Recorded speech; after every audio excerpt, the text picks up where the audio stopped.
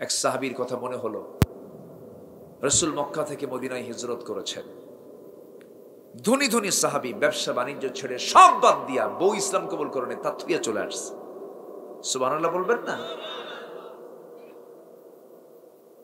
ঈমান এত সস্তা না। একজন সাহাবী তার বউ বাচ্চা নিয়ে চলে আসবেন। আবু সালমা তার নাম। তো তার স্ত্রীকে সাথে নিয়ে বলছেন, চলো আমরা চলে যাই। রাসূলও নাই, আমরাও চলে যাই মদিনার দিকে।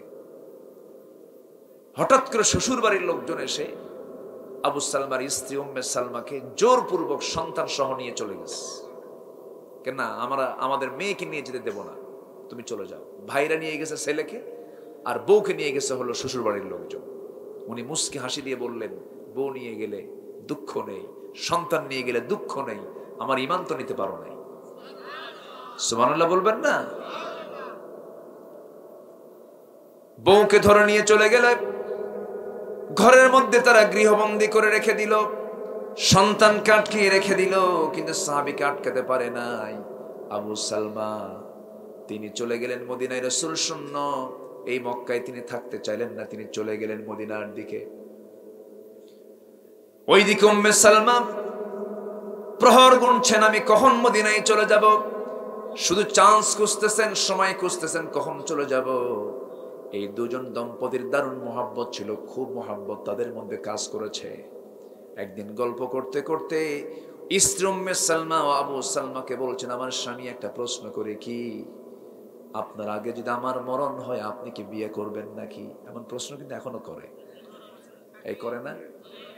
মেয়েদের মধ্যে এমন কিছু আছে না নাই বলেন? আছে না?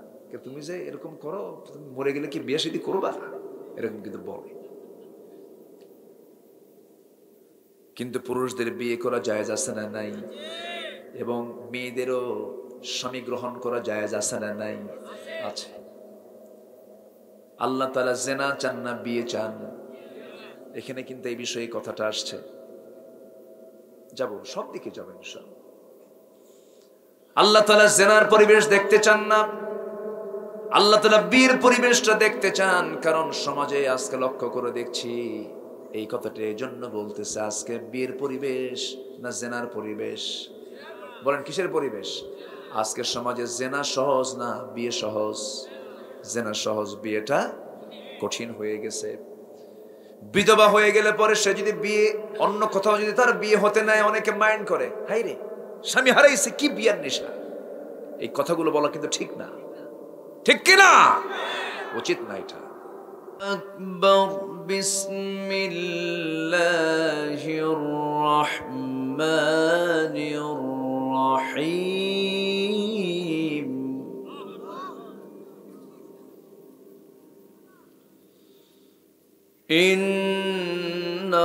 ইন্নাল্লাহা ওয়া মালাইকাতাহু ইউসাল্লুনা আলান নবী ইয়া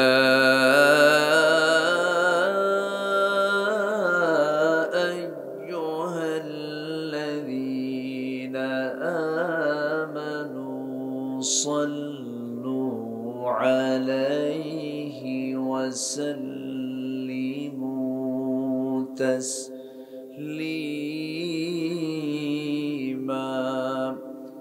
আল্লাহুম্মা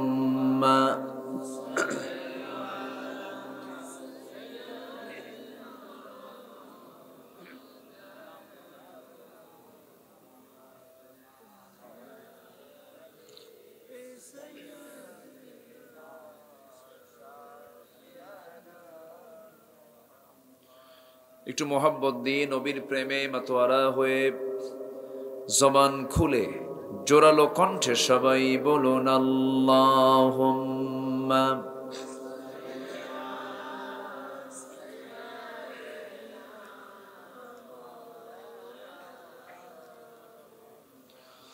ওয়া আলা আলি সাইয়্যিদিনা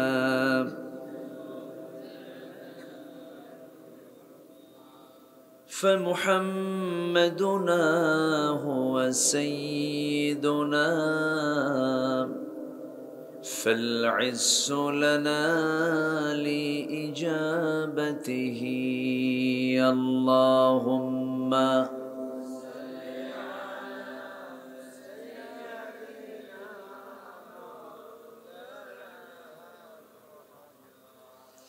وعلى آله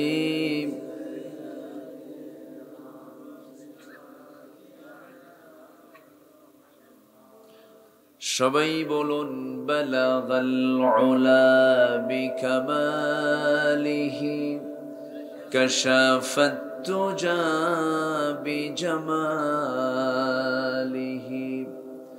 حسنت جميع خصاله سلوا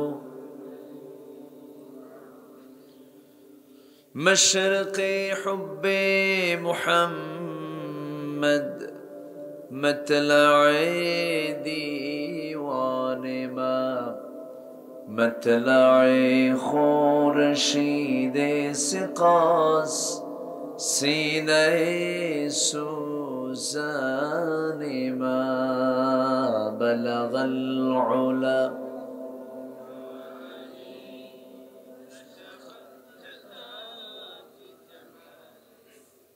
حسنت جميع خصاله سلوا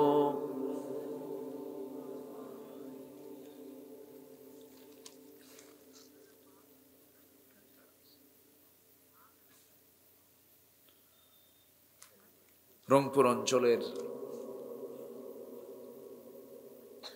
গাইবান্ধা জেলার গোবিন্দগঞ্জ উপজেলার কামদিয়া সংলগ্ন বইল গ্রাম ইসলামী সমাজ কল্যাণ পরিষদ মাহফিল ইন্তেজামিয়া কমিটি কর্তৃক আয়োজিত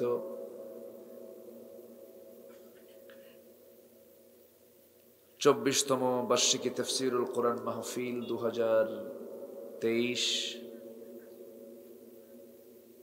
5 নভেম্বরে অনুষ্ঠিত আজকের এই মহৎ আয়োজনের সম্মানিত সুযোগ্য সভাপতি জনাব জাহাঙ্গীর আলম, প্রধান অতিথি সাবেক এমপি মহোদয়, প্রধান মেহমান মাননীয় মেয়র মহোদয়, কথা বলেছেন আমার পূর্বে নন্দিত আলেমে দ্বীন হাফিজ মাওলানা ইখলাসুর রহমান সুমন। আজকের মাহফিলের বরেণ্য মেহমান হযরত উলামায়ে কেরাম, ফদলায়ে ইজম, সুশীল সমাজ, জাতির শ্রেষ্ঠ সন্তান শিক্ষক মণ্ডলী, জাতির বিবেক সাংবাদিক বৃন্দ, সামনে দূরে কাছের বিভিন্ন স্থান থেকে ছুটে আসা এই বৈর আবহাওয়ার মাঝে আমার প্রাণ প্রিয় সম্মানিত দ্বীনি ভাইরা, আড়ালে বসে আছেন শ্রদ্ধেয়া সম্মানিতা মা বোনেরা। আলোচনার সূচনায় আনুষ্ঠানিকতার মধ্য দিয়ে আমার পক্ষ থেকে আবারও দিল খোলা সালাম, আসসালামু আলাইকুম ওয়া রাহমাতুল্লাহি ওয়া বারাকাতুহু। সালামের জবাব একটু দুর্বল মনে হচ্ছে, ভিজা ভিজা মনে হচ্ছে। এখন তো বৃষ্টি নাই নাকি? আসসালামু আলাইকুম ওয়া রাহমাতুল্লাহি ওয়া বারাকাতুহু। সবাই কেমন আছেন? আমাকে প্রশ্ন করে ফেলেছেন। আল্লাহ তাআলা আমাকে আপনার মতোই আপনার কাতারেই রেখেছেন, আলহামদুলিল্লাহ। সম্মানিত হাজিরিন, মহান রব্বুল আলামিনের অশেষ মেহেরবানি, যিনি আমাকে আপনাকে সৃষ্টির সেরা করে পৃথিবীতে পাঠিয়েছেন, দিয়েছেন সৃষ্টির মাঝে শ্রেষ্ঠত্বের মর্যাদা। সবচেয়ে সুন্দর এবং মর্যাদার সাথে আল্লাহ তাআলা আমাকে আপনাকে সৃষ্টি করেছেন এবং নিজে ঘোষণা দিয়েছেন, ওয়ালাকাদ কাররামনা বানি আদম। যে মহান আল্লাহ সুবহানাহু ওয়া তাআলা এমন একটি সুন্দর মর্যাদা দিয়ে এই পৃথিবীতে পাঠালেন, যিনি আমাকে আপনাকে এই মুহূর্তে অসংখ্য লোকের মাঝ থেকে বাছাই করে এমন একটি জান্নাতের টুকরায় আসার বসার তৌফিক দিলেন। কালিমাত শুকর আদায় করি, মুহাব্বাতান জোরালো কণ্ঠে বলে উঠছি আলহামদুলিল্লাহ। সবাই বলুন আল্লাহুম্মা ইন্নী আসআলুকা আল হুদা ওয়াত তুকা ওয়াল আফাফা ওয়াল গিনা। সবাই বলি আল্লাহুম্মা লাকা আসলামতু ওয়া বিকা আমানতু ওয়া আলাইকা তাওয়াক্কালতু ওয়া ইলাইকা আনাবতু ওয়া বিকা খাসামতু। আমরা আল্লাহ তাআলার শুকর আদায় করে নিলাম। সম্মানিত হাজিরিন, আসুন আমরা মূল আলোচনার দিকে সোজা চলে যাচ্ছি। আমার পূর্বের মেহমান তেজোদ্দীপ্ত এবং ঝংকার দিয়ে আপনাদেরকে বেশ কিছু সময় তিনি অনেক সুন্দর সুন্দর কথা তিনি উপস্থাপন করেছেন। আমি শেষ সময়ে এসে কিছু ভাঙ্গাচোরা কিছু কথা বলতে চাচ্ছি। আমাকে সময় দেওয়া যাবে তো? সবাই দিতে রাজি আছেন? জোরে বলি ইনশাআল্লাহ। মাহফিলে মানুষের যখন আসার সময় শুরু হয়, ঠিক সেই সময় একটু বৈরী আবহাওয়া আজকে আমরা লক্ষ্য করেছি। বৃষ্টির ফোঁটা শীতকালে যদি পড়ে, এক একটা ফোঁটা মনে হয় এত বড়, তাই না? তো এই একটা বৈরী আবহাওয়া শীতের ভিতরে এই প্রতিকূল পরিবেশে আমি মনে করি যারা এসেছেন এক একজন বীর মুজাহিদের ভূমিকা পালন করেছেন। বলি আলহামদুলিল্লাহ। বিজয়ের জন্য বেশি লোকের দরকার হয় না। বিজয়ের জন্য পাকা ইমানদার কিছু সংখ্যক হলেই আল্লাহ তাআলা বিজয় দিয়ে দেন। ইন ইয়াকুম মিনকুম 20 সাবিরুন ইয়াগলিবু 200। তোমরা যদি 20 জন থাকো ইমানদার পাকা, 200 জনের উপর আমি আল্লাহ তোমাদের বিজয় দিয়ে দেব। এটা কার কথা? আল্লাহর কথা। তো যাই হোক, আমরা যারা এসেছি আমি মনে করি অত্যন্ত স্ট্রাগল করেই মানসিকতা নিয়ে এসেছি আমরা যে আজকে আমরা কোরআন কিছু শুনতে যাব আমলের নিয়তে। আজকের যে শ্রোতাগুলো আছেন যারা, তারা মূলত অরিজিন শ্রোতা। মাহফিলে বেশ কিছু শ্রোতা থাকে, কিছু শ্রোতা আসে হলো হুজুরের সুর শোনার জন্যে, কিছু আসে এই হুজুর কেমন গরম হয় এরকম কিছু দেখার জন্য, আর কেউ আসে না বসে গিয়ে কি আলোচনাগুলো তিনি করেন এটা আমলের নিয়তে শুনে আসি। এটাই হচ্ছে অরিজিন শ্রোতার বৈশিষ্ট্য। কিন্তু আজকে আমাদের দেশের মাহফিলের যারা আলোচক এবং শ্রোতা মণ্ডলী, এই দুটোর মধ্যেই কিছু ভাইরাস ঢুকে গেছে। আমার কথা কি বুঝতেছেন আপনারা? কিছু ভাইরাস আমি লক্ষ্য করছি। কিছু আলোচক আছে মঞ্চে ওঠেই ব্যাঙের মতন আছে, লাফায়। আছেন এরকম? আছে না? আচ্ছা, এটাও ঠিক না। কোরআন হাদিস মুক্ত আলোচনা, মানে কোরআন হাদিসের কোনো কথাই নাই, এমন আলোচনাও কিন্তু আছে। আছে না? নাই? আচ্ছা। আবার কিছু এরকম শ্রোতাও আছে। না, আমরা সেই কথায় যাব না যে কথায় আল্লাহর নাম, আল্লাহর কালাম বাদ পড়ে যায়। যে কথায় আল্লাহর নাম আছে, আল্লাহর কালাম আছে, সেই কথার ভিতরে বরকত কম না বেশি? বেশি। আসুন আমরা সোজা আলোচনার দিকে ফিরে যাচ্ছি। আমরা যে কালামকে নিয়ে এই মাহফিলের যারা আমরা আয়োজন করেছি, এই যে মাহফিল কমিটি যারা যে আয়োজন করেছেন, যে কালামকে নিয়ে, যে কিতাবকে নিয়ে আয়োজন, সেই কিতাব কি দুনিয়ার কোনো কিতাব? কেউ কেউ রচনা করেছে দুনিয়ার কেউ? কোরআন যার থেকে এসেছে, যিনি আকাশের মালিক, যিনি বিস্তৃত জমিনের মালিক, সাবআতু আবহুর, যিনি 7 সমুদ্রের মালিক, সে আল্লাহর পক্ষ থেকে এই কিতাব নাজিল হয়েছে। যেন তেন কথা নয়, সুবহানাল্লাহ। এটা মহাবিশ্বের এক চির বিস্ময়, বিপন্ন পৃথিবীর অনির্বার্য ঠিকানা, হতাশাগ্রস্ত মানুষের আলোর দিশা, বঞ্চিতের অধিকার প্রতিষ্ঠার এক অনন্য শক্তিশালী সংবিধান। ঐশী গ্রন্থ আল কোরআন, যা আল্লাহ তাআলা আজ থেকে ১৫০০ বছর আগে নাজিল করলেও সেই কিতাবের চুল পরিমাণ কোনো ভুল, কোনো সংশয় বের করার কোনো ক্ষমতা পৃথিবীর কোনো মানুষের নাই, হয় নাই, হবেও না, সম্ভব নয়। কারণ কোরআন নিজেই চ্যালেঞ্জ ছড়ে দিয়েছে গোটা বিশ্ববাসীর উপরে। জোরে বলে সুবহানাল্লাহ। সেই চ্যালেঞ্জ পূর্ণ একটি কিতাব, যার পূর্বের সমস্ত কিতাবের সত্যতা প্রমাণকারী, সর্বশেষ এবং সর্বশ্রেষ্ঠ কিতাব এটা। যত কিতাব পৃথিবীতে এসেছে সমস্ত আসমানি কিতাবের সত্যতা প্রমাণকারী হলো এই কিতাব। জোরে বলি সুবহানাল্লাহ। মহান রব্বুল আলামিন আমাকে যত নিয়ামত দিয়েছেন, তার পক্ষ থেকে যত নিয়ামত আমাকে দেওয়া হয়েছে, দয়া করে করুণা করে যা দিয়েছেন তিনি, এর মধ্যে সবচেয়ে বড় পাওয়া হলো আল্লাহ তাআলা আমাকে কোরআনের মতো কিতাব দিয়েছেন, যা পড়ে আমি আমার রব আল্লাহকে চিনতে পাই, রাসূলকে জানতে পাই, জান্নাতের রাস্তা দেখতে পাই, জাহান্নামের রাস্তাও দেখতে পাই। এর চাইতে বড় পাওয়া আর কি হতে পারে?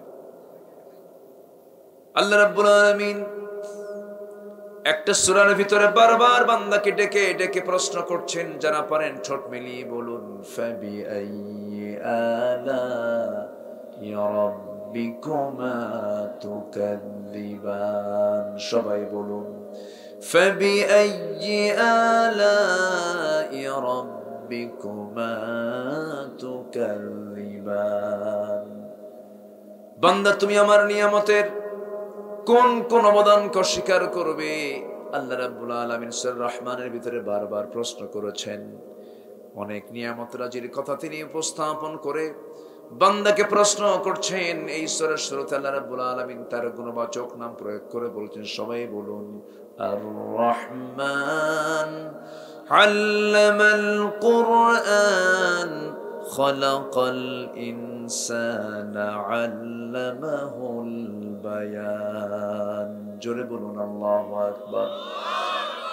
যিনি রহমান, যিনি রহিম, যিনি দয়ালু, মহা করুণা যার মধ্যে বিরাজমান, যিনি বান্দাকে খুব ভালোবাসেন।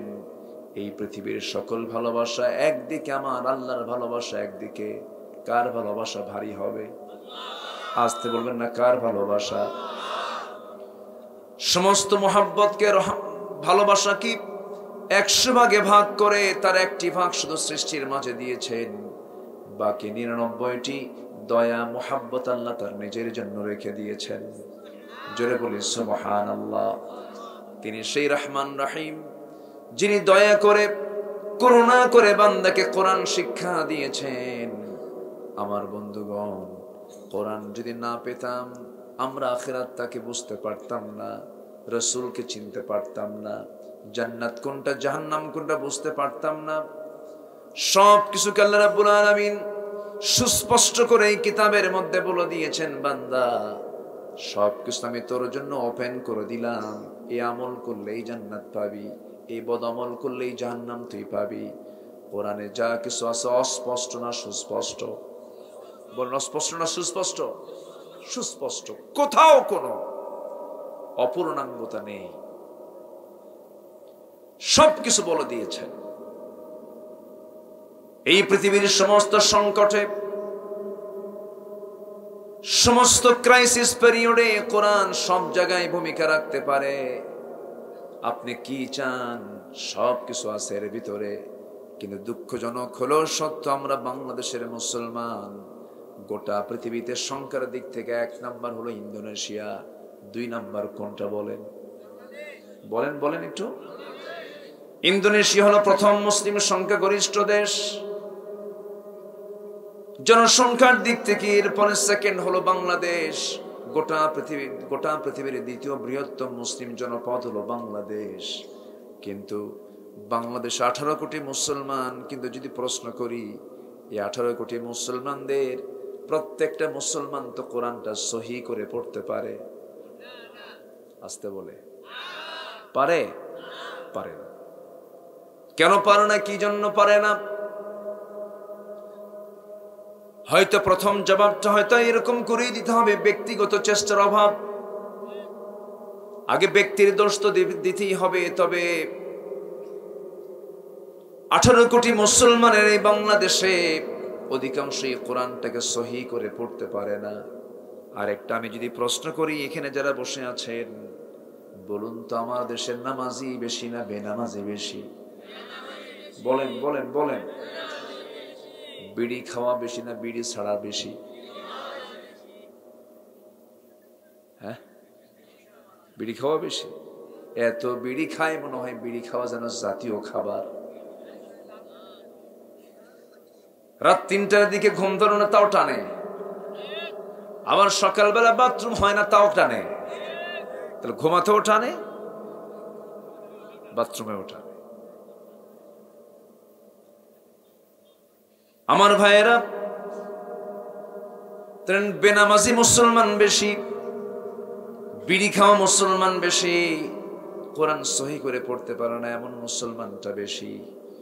একটু বাহ্যিক সুরতের দিক থেকে আমি যদি প্রশ্ন করতে চাই, বলুন তো আমার দেশে দাড়ি রাখা মুসলমান বেশি না দাড়ি কাটা মুসলমান বেশি? বলেন। দাড়ি কাটা। তাহলে সুরতেও নাই, সিরাতেও নাই, চেহারাতেও নাই, গুণেও নাই, কোনো কিছুতে আজকে মুসলমান ম্যাক্সিমাম আমার দেশের এই অবস্থা। আমার বন্ধুগণ, মন খারাপ করছেন নাকি? রোগগুলো কি ধরার দরকার আছে না? কেন হলো, কি জন্য হচ্ছে এগুলো? দেখেন না, এখন শিক্ষকদেরকে ধরে এনে বলতেছে ব্যাঙের ডাক ডাকো, হাঁসের মতো আওয়াজ দাও, প্যাক। ঠিক আছে না?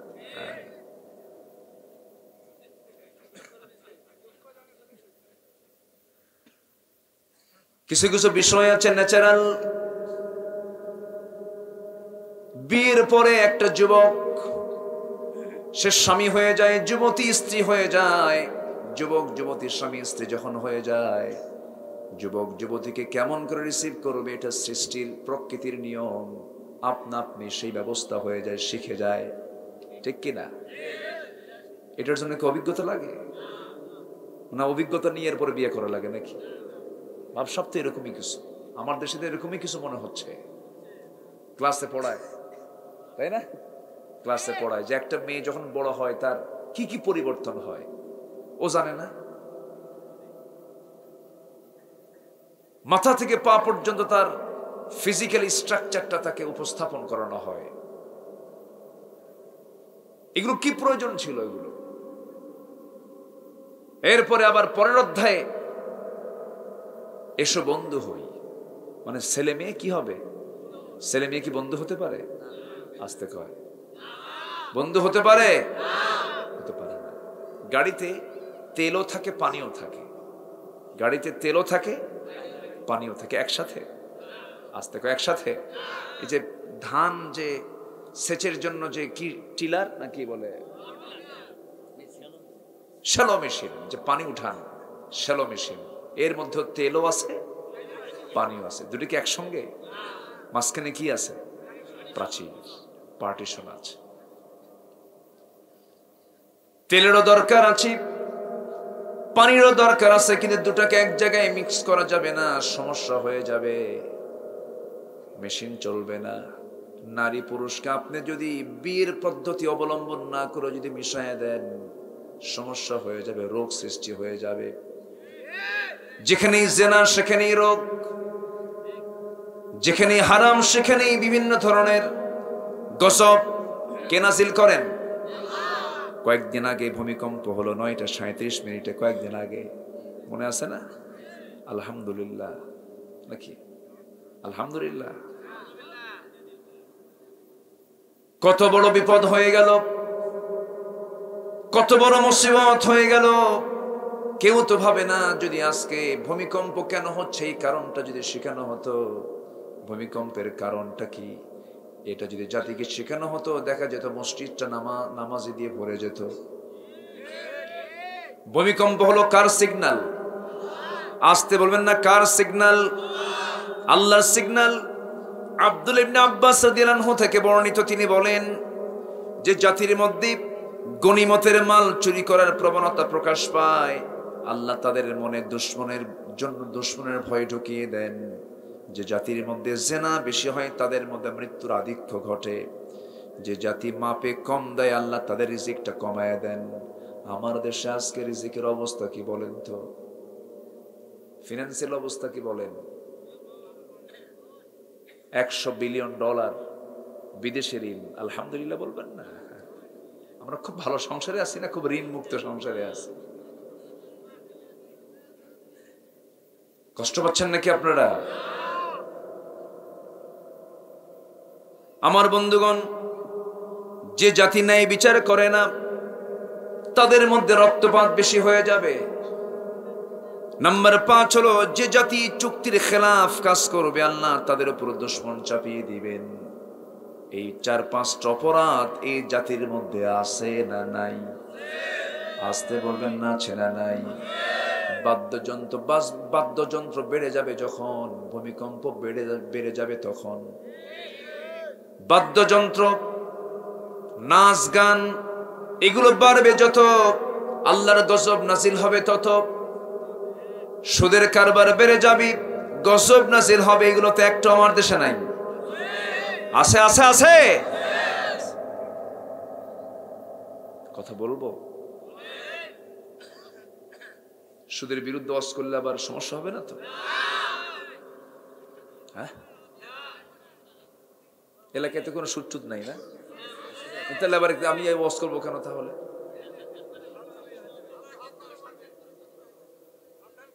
আচ্ছা আচ্ছা, ঠিক আছে।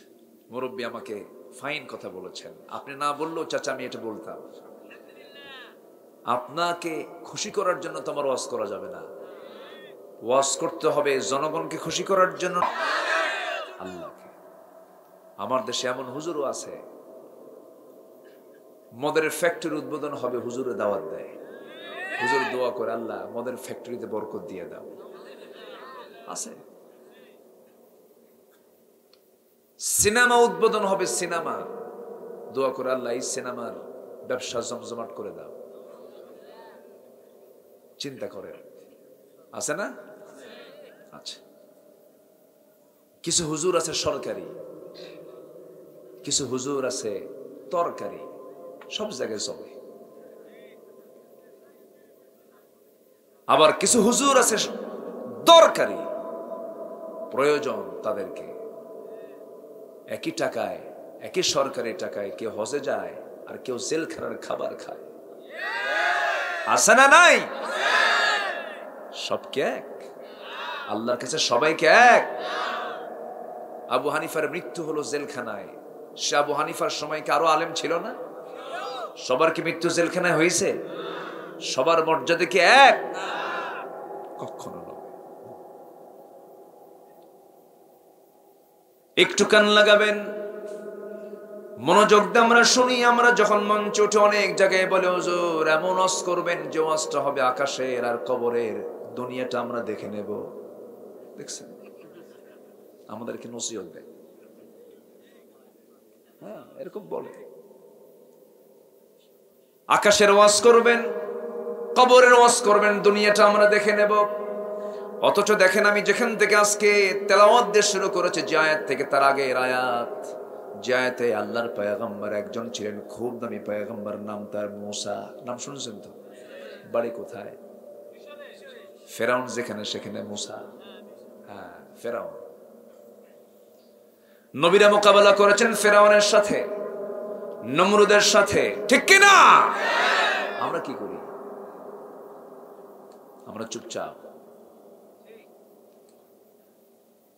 আমার বন্ধুগণ, মুসা আলাইহিস সালাতু ওয়াস সালাম তিনি কি দোয়া করেছেন? এত সুন্দর তিনি দোয়া করেছেন, ওয়াকতুব লানা ফি হাযিহিদ দুনিয়া হাসানাতাও ওয়া ফিল আখিরাহ ইন্না হুদনা ইলাইকা ক্বালা আযাবি উসিবু বিহি মান আশা ওয়া রাহমাতি ওয়াসিআত কুল্লা শাই ফাসাআকতুবুহা লিল্লাযীনা ইয়াত্তাকুন ويؤتون الزكاة والذين هم بآياتنا يؤمنون জোরে বলুন আল্লাহু আকবার। আল্লাহ তুমি আমাদের জন্য লিখিত করে দাও। আল্লাহ তুমি আমাদেরকে দুনিয়ার হাসানা দিয়ে দাও, আখিরাতের হাসানা দিয়ে দাও। দুনিয়ার হাসানার দরকার আছে না নাই বলেন? আসতে বলবেন না, আছে না নাই বলেন? দুনিয়ার কল্যাণও দরকার, আখিরাতের কল্যাণও দরকার।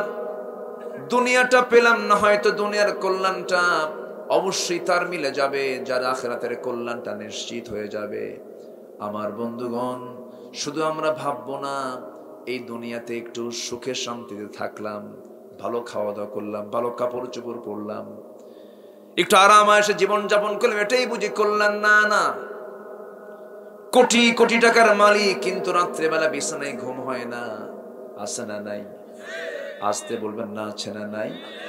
আবার আদা সিদ্ধ ডাল খায়, মোটা মোটা চালের ভাত খায়, সারাদিন রিক্সা চালায়, বাড়িতে এসে আদা সিদ্ধ ডাল মোটা মোটা চাল খেয়ে এক ডিশ নিয়ে বসে সব কাভার করে নিয়ে বালিশও নাই, ইটটাকে বালিশ বানায়, ইটের উপরে মাথা রেখে এমন ঘুম দেয়, এমন নাক ডাকে ট্রাকের ইঞ্জিন ফেল।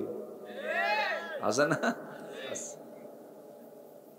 হাজার হাজার কোটি টাকার মালিক 3 গ্রাম 4 গ্রাম 5 গ্রাম করে ভাত খায়। এটা খাওয়া যাবে, এটা খাওয়া যাবে না। আমার বন্ধুগণ, রিজিকটা যদি এরকম অর্থের মধ্য দিয়ে হতো, একটা প্রশ্ন করব, শহরের মানুষ বেশি খায় না গ্রামের মানুষ বেশি খায়?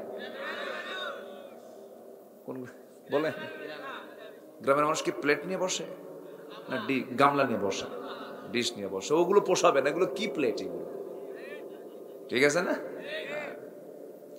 মেরে দেয় একদম আধা কেজি, ঠিক আছে না? এ কেমন খাসে কি পেটের তলে কেবল ঢুকলো, আরো আছে। আমার বন্ধুগণ, হালালের একটা আলাদা বরকত আছে, হারামের কোন বরকত, হারামের কোন আরাম, হারামের কোন আরাম নাই। এই জন্য মহান রব্বুল আলামিন বলছেন, যা খাবে তুমি হালাল খাবে, হালাল রিজিক তুমি উপার্জন করবে, হালালটা কামাই করবে। হারাম খাবার পেটের মধ্যে তুলবে, রক্ত গড়বে হারামের, সেজদা দিবা, সেই সেজদা আল্লাহর দরবারে মঞ্জুর হবে না। দুনিয়ার হাসানা আমাকে নিতে হবে, আখিরাতের হাসানা আমাকে আপনাকে নিতে হবে। আল্লাহর নির্দিষ্ট পন্থায় আমাকে আপনাকে চলতে হবে। আল্লাহ তাআলা আমাকে যে বিধানগুলো দিয়েছেন সেই বিধানগুলো আমাকে আপনাকে মেনে চলতে হবে। জীবনের এক জায়গায় না সব জায়গায়, এক জায়গায় না সব জায়গায়, সব জায়গায়। এক জায়গায় মানবো আর এক জায়গায় মানবো না, তা হবে না। সব জায়গায় মানতে হবে। যেখানে গিয়ে আমি আটকে যাব, সেই জায়গায় আমি কি কোন কিতাব বের করে ফেলবো? কোরআনটা বের করে ফেলবো। যেখানে আমি আটকে যাব, কোরআনটা বের করে ফেলবো। আমার ভাইয়েরা, আসুন আমরা মূল আয়াতের দিকে আস্তে আস্তে চলে যাচ্ছি। সূরা আরাফ, সূরা আরাফ। আমাকে সময় দেবেন তো নাকি? কারো কোনো অসুবিধা নাই তো? জোরে বলি ইনশাআল্লাহ। কি গ্রাম? বইল। আচ্ছা, ভালো। কাম দিয়া, ওইদিকে গোবিন্দ। হ্যাঁ, ওইদিকে গোবিন্দ না, গোবিন্দগঞ্জ, কামদিয়া, বইল গ্রাম। আল্লাহ তুমি এলাকার সকল ঘরকে তুমি আল্লাহ ইসলামের দুর্গ বানিয়ে দাও। জোরে বলি আল্লাহুম্মা আমিন। আরো জোরে আল্লাহুম্মা আমিন। কি সুন্দর খড়ের উপরে বসে আছেন, খড় আর এক্সট্রা করে লাগে নাই না, জমিতে যা ছিল তাই, ওটাই শুধু সোজা করে দিছে। ফাইন, আলহামদুলিল্লাহ। একটা ঘটনা মনে পড়লো আমার এটা দেখে। একজন নবী ছিলেন যে নবী আল্লাহর সঙ্গে সরাসরি কথা বলতেন, ফেরেশতা লাগতো না, যিনি খুব রাগী নবী ছিলেন। বলেন তো সে নবীটা কে হতে পারে? এই নবী ছাড়া ওয়াজই তো হয় না। আল্লাহ তাআলা এত নাম নিয়েছেন এই নবীর এই কিতাবে, আল্লাহু আকবার বলেন, প্রচুর নাম নিয়েছেন। তো উনি একদিন আল্লাহকে বলছে, আল্লাহ তুমি তো রহমান, হ্যাঁ কিন্তু তুমি রহমান, কিন্তু তুই বান্দাকে কেমন ভালোবাসো? খুব ভালোবাসি। বান্দা খুব ভালোবাসো, কিন্তু জাহান্নাম বানাইলে কেন? কি কথা কি বুঝতেছেন? জান্নাত বানাইছো ভালো, তুমি এত দয়ালু, এত দয়া তোমার, তুমি সেই বান্দাকে আবার জাহান্নামে ঢুকাবা, তোমার কি কষ্ট হবে না? আল্লাহ আল্লাহ বলছেন, মুসা তুমি আমারে এমন প্রশ্ন করছো, জবাব তো অবশ্যই দিতে হবে। কাল্লা, জবাব দিলে একটু ভালো হয়। সুবহানাল্লাহ, সুবহানাল্লাহ। খুব বিজ্ঞচিত প্রশ্ন করতেন মাঝে মাঝে আল্লাহকে, খুব মেধাবী ছিলেন তো, প্রচন্ড মেধা ছিল তার, প্রশ্ন তার শুধু জমা হতো। এবং খুব রাগী নবী ছিলেন। তার একটা অভ্যাস ছিল, বেশি কিছু করলে থাপ্পড় মারতেন, খুব হাতটা তার আগে চলত। আল্লাহ তাআলা বললেন, মুসা তুমি আমাকে বললে আমি জাহান্নাম কেন বানালাম? জান্নাত বানিয়েছি ভালো কথা, জাহান্নাম কেন বানাইছে আমি তোমাকে বুঝাইয়া দিচ্ছি। এই মুহূর্তে তুমি তোমার হাতের মধ্যে গমের কিছু বীজ নিয়ে গমগুলো জমিতে ছিটায় দাও। গম যখন জমিতে ছিটায় দেওয়া হলো, গমের আবাদ হয়ে গেল, গমটা পাকলো। মুসা আলাইহিস সালাম সেই গমগুলো কি জমিন থেকে কেটে নিয়ে চলে আসলেন বাড়িতে। গমগুলো সুন্দর করে বাছাই করে গোলায় তুললেন। আর জমিতে এসে যখন যে অবশিষ্ট যে নাড়াগুলো ছিল, এখন এগুলো কি বলে? নাড়া বলে না? এই নাড়াগুলো ছিল, সেই নাড়াতে আগুন ধরায় দিচ্ছেন। কি ধরায় দিচ্ছেন? আগুন ধরায় দিচ্ছেন। আল্লাহ বলছেন, মুসা জমিতে লাগাইছো গম, গমে কেন আগুন লাগা? আল্লাহ এটা আসল গম না, এগুলো কাজের গম না। কাজের যে গম, সেই গমগুলোকে আমি কেটে নিয়ে সেটাকে যত্ন করে আমি গোলায় ভরে রেখে দিয়েছি। আর যে সমস্ত অবশিষ্ট যে গমগুলো আছে, এগুলো কাজের গম না, খাওয়ার গম না। এই নাড়া সহ ওই গমগুলোকে আমি আগুন দিয়ে জ্বালায় শেষ করে দিচ্ছি। আল্লাহ বললেন, মুসা তুমি যেমন গমের আবাদ করে ভালো গমগুলোকে তুমি গোলায় তুলে নিয়েছো, আর খারাপ গমগুলোকে আগুন ধরায় দিচ্ছ, এই দুনিয়াতে আমি কিছু বান্দা পাঠিয়েছি, যে সমস্ত বান্দাগুলো ভালো ভালো আমল করে আমার কাছে আসবে, আমি তাদেরকে যত্ন করে জান্নাত দিয়ে দেব। আর যেগুলো অকাজের বান্দা, তুমি যেমন আগুন ধরায় দিছো, ওদেরকে আমি জাহান্নামে ঢুকাই আগুনের মধ্যে তাদেরকে জ্বালাবো। আল্লাহু আকবার বলবেন না? মুসা কয়, আল্লাহ বুঝতে পারলাম। আমার বন্ধুগণ, মূল বিষয় কিন্তু একটাই, সেটা হলো আমার জন্য দুটা দরজা খোলা। একটা হলো জান্নাতের, আরেকটা কিসের? আরেকটা কিসের বলেন? জান্নাত পেতে চাই না জাহান্নাম পেতে চাই? জান্নাত যদি পেতে চাই, জান্নাতের লাইনের কাজ করতে হবে, জান্নাতের পথে আমাকে আপনাকে টিকে থাকতে হবে। অন্য কোনো জায়গায় যাওয়া যাবে না, অন্য কোনো লাইনে যাওয়া যাবে না। হারাম কোনো পন্থা অবলম্বন করলে পরে বান্দা জান্নাত না জাহান্নাম? বলেন, বান্দা জান্নাত না জাহান্নাম? জাহান্নাম পেয়ে যাবে। হারাম কোনো পন্থা অবলম্বন করা যাবে না, হালাল পন্থায় জীবন যাপন করতে হবে। জান্নাত পাওয়ার জন্য তো বেশি আমল লাগে না, একটা সূরাই যথেষ্ট হয়ে যায়। একটু কান লেগে শুনবেন সবাই। শর্ট একটা সূরা আছে, যে সূরা দিয়ে আমরা প্রায় নামাজে দাঁড়িয়ে নামাজের মধ্যেই বলে ফেলি। যে সূরাটা একজন সাহাবী আরেকজন সাহাবীর সঙ্গে দেখা হলে সালাম দিয়ে বলে ফেলতেন, সেই সূরাটা যারা পারেন সুন্দর করে বলুন, ওয়াল আসরি ইন্নাল ইনসানা লাফি খুসর ইল্লাল্লাযীনা আমানু ওয়া আমিলুস সালিহাতি ওয়া বিল হাক্কি ওয়া তাওয়াসাউ বিস সাবর। জোরে বলুন আল্লাহু আকবার। সময়ের কসম, কালের কসম, নিঃসন্দেহে মানুষ ক্ষতির মধ্যে নিমজ্জিত, তবে সেই সমস্ত বান্দাগুলো ক্ষতির মধ্যে নিমজ্জিত নয় যারা চারটা কাজ করে আসতে পেরেছে। এক নাম্বার হলো যারা ঈমান এনেছে। কি এনেছে বলেন? ঈমান এনেছে। কার উপরে? আসতে বলবেন না, কার উপরে? আল্লাহকে মানছে, রাসূলকে মানে নাই, ঈমানকে আনা হইছে। রাসূলকে মানছে কিন্তু কিতাবকে মানে না, ঈমানকে আনা হইছে নাকি? কিতাবকে মানলো, ফেরেশতাকে মানলো, ঈমানকে আনা হয়েছে নাকি? হয় নাই। কিতাবকে মানলো, নবীকে মানলো না, হবে না। নবীকে মানলো, কবরকে বিশ্বাস করলো না, হবে না। এরপরে মিজানকে বিশ্বাস করলো না, হবে না। সব কিছু মিলেই হলো ঈমান। আল্লাহ রাব্বুল আলামিন আরেক জায়গায় বলছেন, যারা ঠোঁট মিলিয়ে পারেন, যারা বলুন, সবাই বলুন, আমানার রাসূলু বিমা উনজিলা ইলাইহি মির রাব্বিহি ওয়াল মুমিনুন কুল্লুন আমানা বিল্লাহি ওয়া মালাইকাতিহি ওয়া কুতুবিহি ওয়া রুসুলিহি লা নুফাররিকু বাইনা আহাদিম মির রুসুলিহি ওয়া ক্বালু সামি'না ওয়া আতা'না গুফরানাকা রাব্বানা ওয়া ইলাইকাল মাসির। জোরে বলুন আল্লাহু আকবার। সবকিছু মিলে ঈমান। এই যে কোরআন শুরু হয়েছে বা দিয়া, শেষ হয়েছে সিন দিয়া। সূরা ফাতিহার বিসমিল্লাহ দিয়ে যে শুরু হলো, সূরা নাসের মিনাল জিন্নাতি ওয়ান নাসের সিন দিয়ে যে শেষ হলো, এই গোটা কোরআনের একটা আয়াত কেন, একটা সূরা কেন, একটা শব্দ কেন, একটা হরফও যদি কেউ অস্বীকার করে, তার ঈমান আছে না গেছে? ঈমান আছে না গেছে? চলে গেছে, ঈমান থাকবে না। এই জন্য কোরআনটাকে আমরা পরিপূর্ণরূপে মানবো। জোরে বলি ইনশাআল্লাহ। দুঃখে বুকটা ফেটে যায়।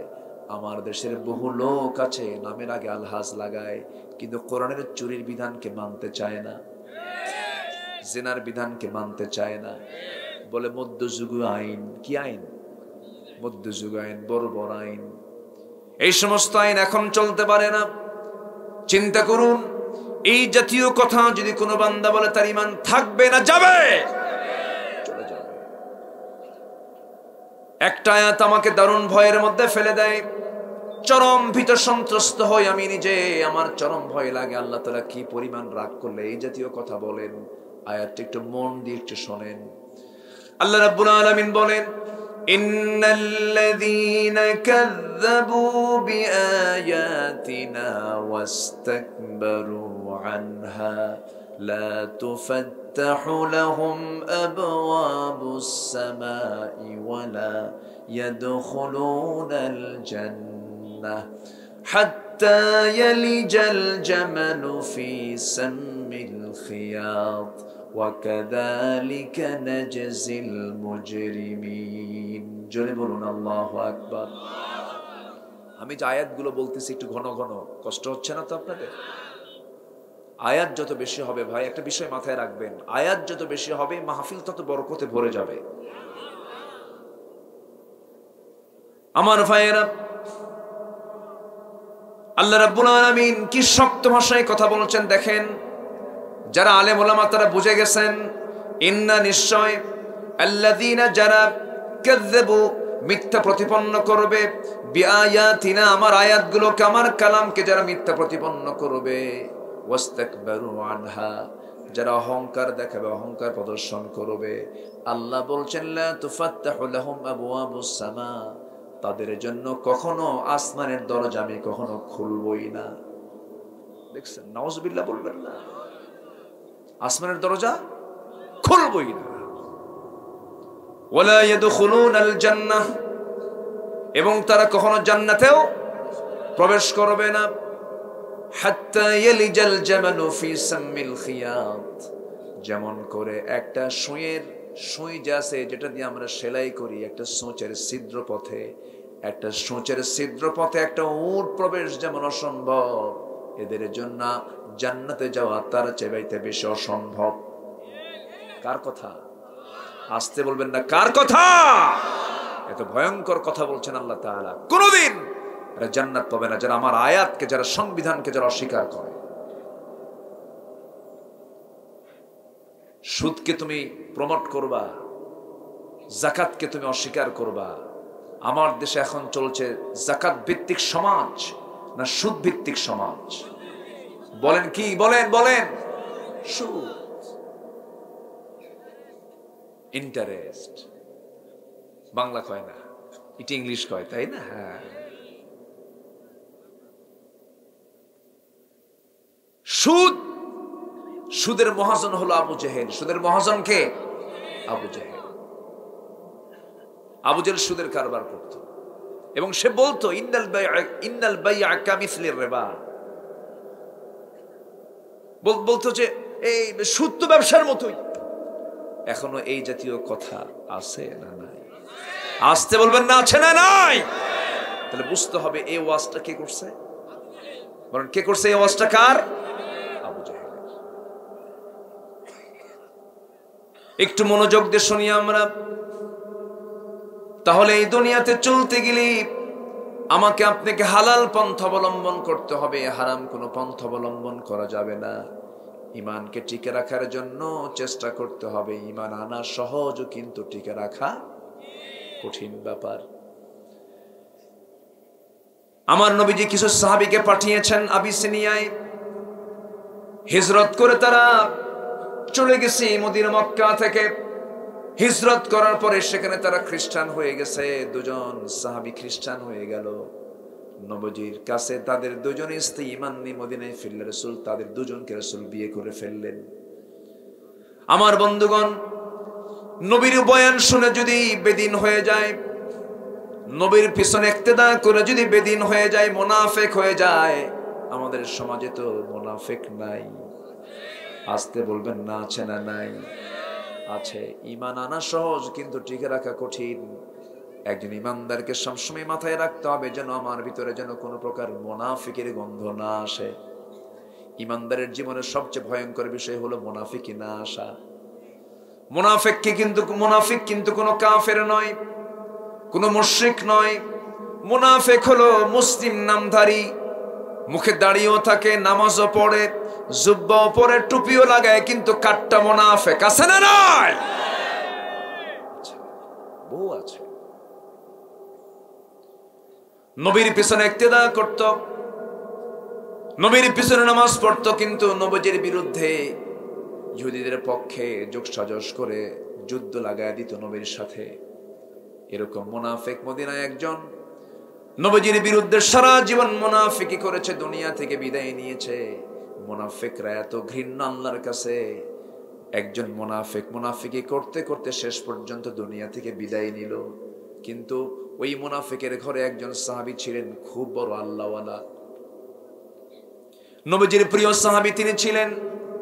বাপ মারা গেছে, নবীর কাছে এসে বলছেন, ইয়া রাসূলুল্লাহ, আমার বাপ মুনাফিক ছিল এটা আমি জানি, কিন্তু আমার তো বাপ হুজুর, দেখুন তো আমার আব্বা দুনিয়া থেকে বিদায় নিলেন, দেখুন তো আপনার গায়ের একটা জুব্বা দেওয়া যায় নাকি? আমার আব্বাকে আমার আপনার গায়ের বরকতে জুব্বা গায়ে দিয়ে দেব। নবীজি তাকে তার পরনের গায়ের জুব্বা দিয়ে দিলেন। সাহাবী চাইছে, না দিলে কেমন হয়, দিয়ে ফেললেন। কিছুক্ষণ পরে সে বলছেন, হুজুর, আমার বাপ তো মুনাফিক আমি জানি, কিন্তু আমার বাবার জানাজাটা আমি কাউকে দিয়ে পড়াতে চাই না হুজুর, মেহেরবানি করে আপনি আমার আব্বার জানাজাটা পড়াবেন কিনা? যাও, আমি আসতেছি। চলে গেছেন। মুনাফিকের জানাজায় রাসূল দাঁড়িয়েছেন। পিছন থেকে একজন সাহাবী, নাম তার ওমর, পিছন থেকে আমার নবীজির কাপড়টা টানতেছেন আর বলছেন, হুজুর আপনি কার জানাজা পড়েন? সে তো মুনাফিক, চিহ্নিত মুনাফিক। রাসূল বলছেন, ওমর তুমি আমাকে বাধা দিও না, আমি জানাজা পড়াবো, জানাজা শেষ করে ফেলি। আমার নবীজির পরনের জুব্বা তার গায়ে দেওয়া হলো। রাসূল নিজেও তার জানাজা পড়ালেন। জানাজা শেষ হতে না হতেই আয়াত নাজিল হলো, ইস্তাগফির লাহুম আও লা তাস্তাগফির লাহুম ইন তাস্তাগফির লাহুম ৭০ মাররাতান ফালান ইয়াগফিরাল্লাহু লাহুম। হে রাসূল, আপনি তাদের জন্য দোয়া করেন তাদের জন্য মাফ চান আর না চান, আপনি যদি 70 বারও তাদের জন্য যদি মাফ চান, আমি আল্লাহ তা ক্ষমা করব না। মুনাফিকের উপর আমার আল্লাহর রাগ কম না বেশি? আস্তে রাগ কম না বেশি? এই জন্য সবচেয়ে শাস্তি হবে কাদের? বলেন কাদের? জাহান্নামের সবচেয়ে নিচে বসবাস করবে কারা? মুনাফিকেরা। আল্লাহ রাব্বুল আলামিন সেই জন্য আবার আরেকটা শক্ত আয়াত দিয়েছেন, ইন্নাল মুনাফিকিনা ফিদ দারকিল আসফালি মিনান নার ওয়া লান তাজিদা লাহুম নাসীরা। মুনাফিকদের জন্য সবচেয়ে ভয়ঙ্কর শাস্তি হলো তারা জাহান্নামের তলদেশে অবস্থান করবে, কোনো সাহায্যকারী থাকবে না। মুনাফিকের এক নম্বর আলামত হলো যখন কথা বলে মিথ্যা কথা বলে। আমার দেশে মিথ্যা কথা বলার মতো একটা ইমানদারও নাই। হ্যাঁ আছে? আছে মিথ্যা কথা কয়? ভাই আপনি কোথায়? হ্যালো, আপনি কোথায়? কে জাহান্নামের চৌরাস্তায়। আছে না? আছে না? নির্জলা মিথ্যা কথা বলে, উঠতে বসতে মিথ্যা কথা বলে। তবে আইন আদালত, যেখানে বিচার টিচার হয় সেই জায়গায় বুঝি মিথ্যা কথা নাই। আমার দেশে আরো বেশি হয়। আছে? আছে আমার ভাইয়েরা। তাহলে মুনাফিকের এক নম্বর আলামত, ইন্নাল মুনাফিকিনা লাকাযিবুন, মুনাফিক অতিশয় মিথ্যুক হয়। এই মুনাফিকের এক নম্বর আলামত মিথ্যা থেকে আল্লাহ তাআলা আমাদেরকে বাঁচান, জোরে বলি আমিন। নাম্বার 2 হলো যখন সে ওয়াদা করে ওয়াদা ভঙ্গ করে। নাম্বার 2 মুনাফিকের আলামত। নাম্বার 3 হলো মুখ থেকে খারাপ বাক্য কথা বলে, আজে বাজে কথা বলে, খারাপ অশ্লীল ভাষায় গালিগালাজ করে। এমন লোক তো আমার দেশে নাই। ওয়াইদা তুমিনা খানা, যখন তার কাছে কোনো আমানত রাখা হয় আমানতের খেয়ানতটা করে ফেলে। আমার বন্ধুগণ, এমন জাতীয় যদি কোনো আচরণ কোন ইমানদারের মধ্যে লক্ষণীয় হয়ে যায়, তখন তার ইমান থাকে না, তার মধ্যে মুনাফিকি ঢোকে। কি ঢোকে বলেন? মুনাফিকি ঢুকে যায়। এই আচরণগুলো থাকা যাবে না। আসুন আমরা সেই নবীর উম্মত, যে নবী কেমন ছিলেন, আল্লাহ তাআলা সেই নবীর বর্ণনা দিতেন সূরা আরাফের 157 নম্বর আয়াতে সুন্দর করে বলছেন, আল্লাযীনা ইয়াত্তাবিউনার রাসূলান নাবিয়্যাল উম্মিয়্যাল্লাযী ইয়াজিদুনাহু মাকতুবান ইনদাহুম ফিত তাওরাতি ওয়াল ইনজিল। জোরে বলুন আল্লাহু আকবার। যারা অনুসরণ করে রাসূলের, যে উম্মি নবী, যার গুণাবলী তারা নিজেদের কাছে তাওরাত এবং ইনজিল কিতাবে লিখিত পেয়েছিল, যিনি মানুষকে সৎ কাজের আদেশ দেন, অসৎ কাজের বাধা দেন। আমার নবীর দায়িত্ব ছিল সৎ কাজের আদেশ দেওয়া, অসৎ কাজের বাধা দেওয়া। আমার ভাইয়েরা, নাম্বার 2 হলো তাদের জন্য পবিত্র বস্ত্র হালাল করে অপবিত্র বস্তু হারাম করেন, আর তাদের থেকে বোঝা এবং শৃঙ্খল যা তাদের উপরে ছিল অপসারণ করেন। এবং সুতরাং যারা তার প্রতি ঈমান আনবে তাকে সম্মান করবে, ওয়ানাসরু, এবং যারা তাকে সাহায্য করবে।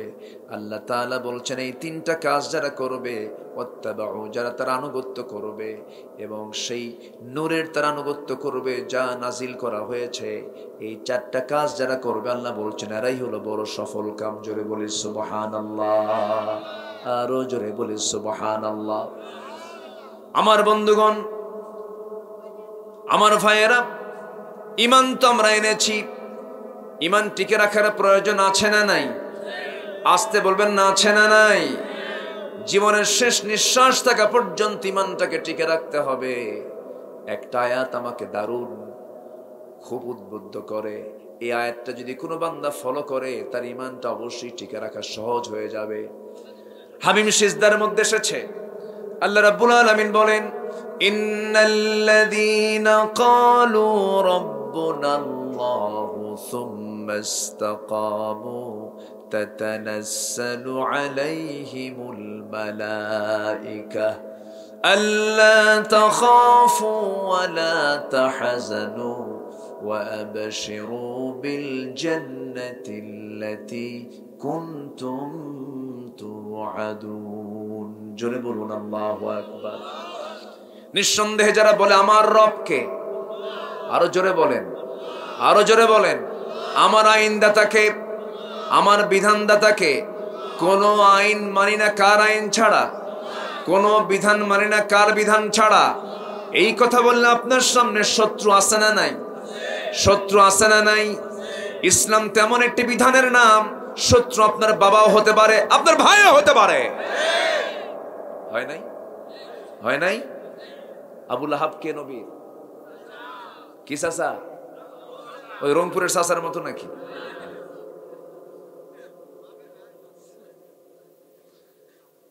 গ্রাম্য চাচা নয়, প্রতিবেশী চাচা নয়, জাতীয় চাচাও নয়, এটা হলো আমার নবীর বাবার আপন ভাই আবু লাহাব। সূরার ভিতরে এসেছে রহমতের না গজবের সূরা? গজবের সূরা। আপন চাচা হওয়ার পরেও কোনো লাভ হয় নাই। ঈমান আছে আপনি জান্নাত পেয়ে যাবেন, ঈমান নাই কোনো লাভ নাই। যদি চাচা হয়ে যদি মাপ পেয়ে যেত, আমার নবীর আপন চাচা আবু লাহাব মাপ পেয়ে যেত, মাপ কি পাবে নাকি? মাফ তো পাবে না। তাব্বাত ইয়াদা আবি লাহাবি ওয়া তাব মা আগনা আনহু মালুহু ওয়া মা কাসাব সায়াসলা নারান যাতা লাহাবি ওয়া ইমরাআতুহু হাম্মালাতাল হাতাব ফি জিদিহা হাবলুম মিন মাসাদ।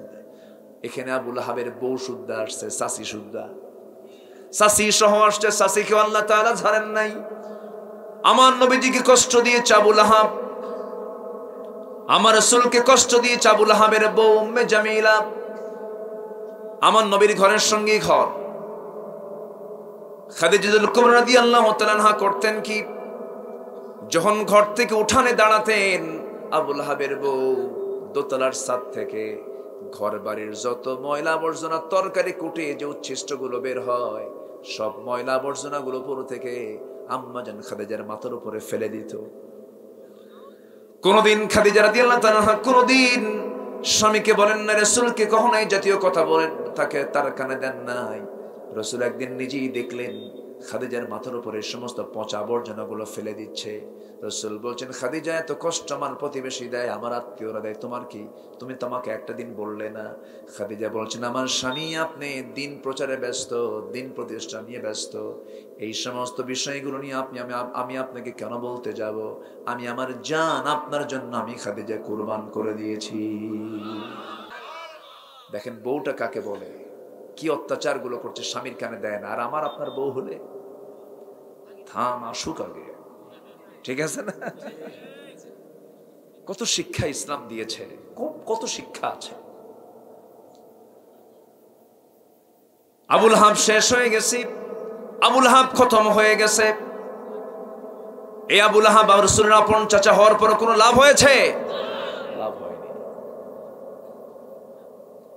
আমার ভাইয়েরা, আমার বন্ধুগণ, ইসলাম আছে, সম্পর্ক আছে, ইসলাম নাই সম্পর্ক কখনো সম্পর্ক থাকতে পারে না। রাসূলকে গালি দিয়েছে, আল্লাহ সহ্য করেন নাই। আবু লাহাব রাসূলকে গালি দেওয়ার কারণে আল্লাহ তার নাম ধরে গালি দিয়েছেন। এটা সূরায় আছে, গালির সূরা। কোন সূরা? সূরার নাম কি বলেন? লাহাব। অতএব আমার রাসূলকে যারা গালি দাও, আমার আল্লাহকে নিয়ে, আমার আল্লাহর কালাম কোরআনকে নিয়ে যারা বাজে কথা বলে, আমরা তাদের নাম ধরেই গালি দেব। এই পর্যন্ত যারা রাসূলকে নিয়ে বাজে কথা বলেছে, তাদের বিরুদ্ধে প্রতিবাদের ঝড় তোলার দরকার আছে না নাই? আছে না নাই?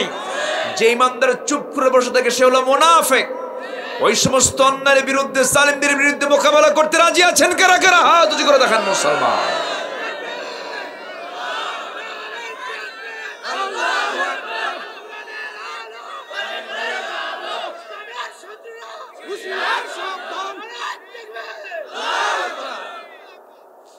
আল্লাহ কবুল করুন।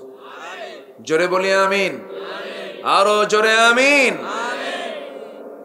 নবীর ইত্তেবা করতে গেলে সেই ইত্তেবা হবে, আনুগত্য হবে আংশিক না পুরোপুরি? আংশিক না পুরোপুরি? পুরোপুরি আনুগত্য করতে হবে। সুতরাং এই আয়াতের শেষের দিকে আল্লাহ তাআলা বলছেন, কি বলছেন? যারা ফাল্লাযীনা আমানু, অতএব যারা ঈমান আনবে কার উপরে? আসতে বলবেন না, কার উপরে? নবীর কি বিশ্বাস করার দরকার নাই? আমানু বিল্লাহি ওয়া রাসূলিহি, রাসূলকেও মানতে হবে। এক জায়গায় না সব জায়গায়? এক জায়গায় না সব জায়গায়? সব জায়গায়। রাসূলকে নামাজে মানবা, রাষ্ট্রের নীতিতে মানবা না। রাসূলকে নামাজে মানবা, রাজনীতির ময়দানে মানবা না। তুমি একটা বিশ্বনবীর ভণ্ড উম্মত, ঠিক কি না? তুমি প্রতারক, তুমি প্রতারক। মনে কষ্ট দিয়ে ফেলতেছে আপনাদের? কষ্ট পেলেও কিছু করার নাই। সম্মানিত ভাইয়েরা, রাসূল কি শুধু নামাজি, রাসূল কি শুধু ইমাম মানবেন, শুধু মসজিদে মানবেন? রাসূল ছিলেন 12 লক্ষ বর্গ মাইলের রাষ্ট্রপ্রধান, সে জায়গায় মানবেন না? সেখানেও মানার দরকার আছে না নাই? আসতে বলবেন না, আছে না নাই? মানতে হবে। ঈমান এনেছি, আমরা ঈমান নিয়ে টিকে থাকবো। জোরে বলি ইনশাআল্লাহ। এক সাহাবীর কথা মনে হলো, রাসূল মক্কা থেকে মদিনায় হিজরত করেছেন। ধনী ধনী সাহাবী, ব্যবসা বাণিজ্য ছেড়ে সব বাদ দিয়া, বউ ইসলাম কবুল করেন, তা থুইয়া চলে আসছে। সুবহানাল্লাহ বলবেন না? ঈমান এত সস্তা না। তো একজন সাহাবী তার বউ বাচ্চা নিয়ে চলে আসবেন। আবু সালমা তার নাম। তো তার স্ত্রীকে সাথে নিয়ে বলছেন, চলো আমরা চলে যাই। রাসূলও নাই, আমরাও চলে যাই মদিনার দিকে। হঠাৎ করে শ্বশুর বাড়ির লোকজন এসে আবু সালমার স্ত্রী উম্মে সালমাকে জোরপূর্বক সন্তান সহ নিয়ে চলে গেছে। কেন না, আমরা আমাদের মেয়েকে নিয়ে যেতে দেব না, তুমি চলে যাও। ভাইরা নিয়ে গেছে ছেলেকে, আর বউকে নিয়ে গেছে হলো শ্বশুর বাড়ির লোকজন। উনি মুস্কি হাসি দিয়ে বললেন, বউ নিয়ে গেলে দুঃখ নেই, সন্তান নিয়ে গেলে দুঃখ নেই, আমার ঈমান তো নিতে পারো নাই। সুবহানাল্লাহ বলবেন না? বউকে ধরে নিয়ে চলে গেলে ঘরের মধ্যে তারা গৃহবন্দী করে রেখে দিল, সন্তানকে আটকিয়ে রেখে দিল, কিন্তু সাহাবীকে আটকাতে পারে নাই। আবু সালমা তিনি চলে গেলেন মদিনায়। রাসূল শূন্য, এই মক্কায় তিনি থাকতে চাইলেন না, তিনি চলে গেলেন মদিনার দিকে। ওইদিকে উম্মে সালমা প্রহর গুনছেন, আমি কখন মদিনায় চলে যাব। শুধু চান্স খুঁজতেছেন, সময় খুঁজতেছেন, কখন চলে যাব। এই দুজন দম্পতির দারুণ মহাব্বত ছিল, খুব মহাব্বত তাদের মধ্যে কাজ করেছে। একদিন গল্প করতে করতে স্ত্রী উম্মে সালমা ও আবু সালমাকে বলছেন, আমার স্বামী একটা প্রশ্ন করে, কি আপনার আগে যদি আমার মরণ হয় আপনি কি বিয়ে করবেন নাকি? এমন প্রশ্ন কিন্তু এখনো করে। এই করে না? মেয়েদের মধ্যে এমন কিছু আছে না নাই বলেন? আছে না? তুমি যে এরকম করো, তুমি মরে গেলে কি বিয়ে শাদী করবা? এরকম কিন্তু বলে। কিন্তু পুরুষদের বিয়ে করা জায়েজ আছে না নাই? এবং মেয়েদেরও স্বামী গ্রহণ করা জায়েজ আছে না নাই? আছে।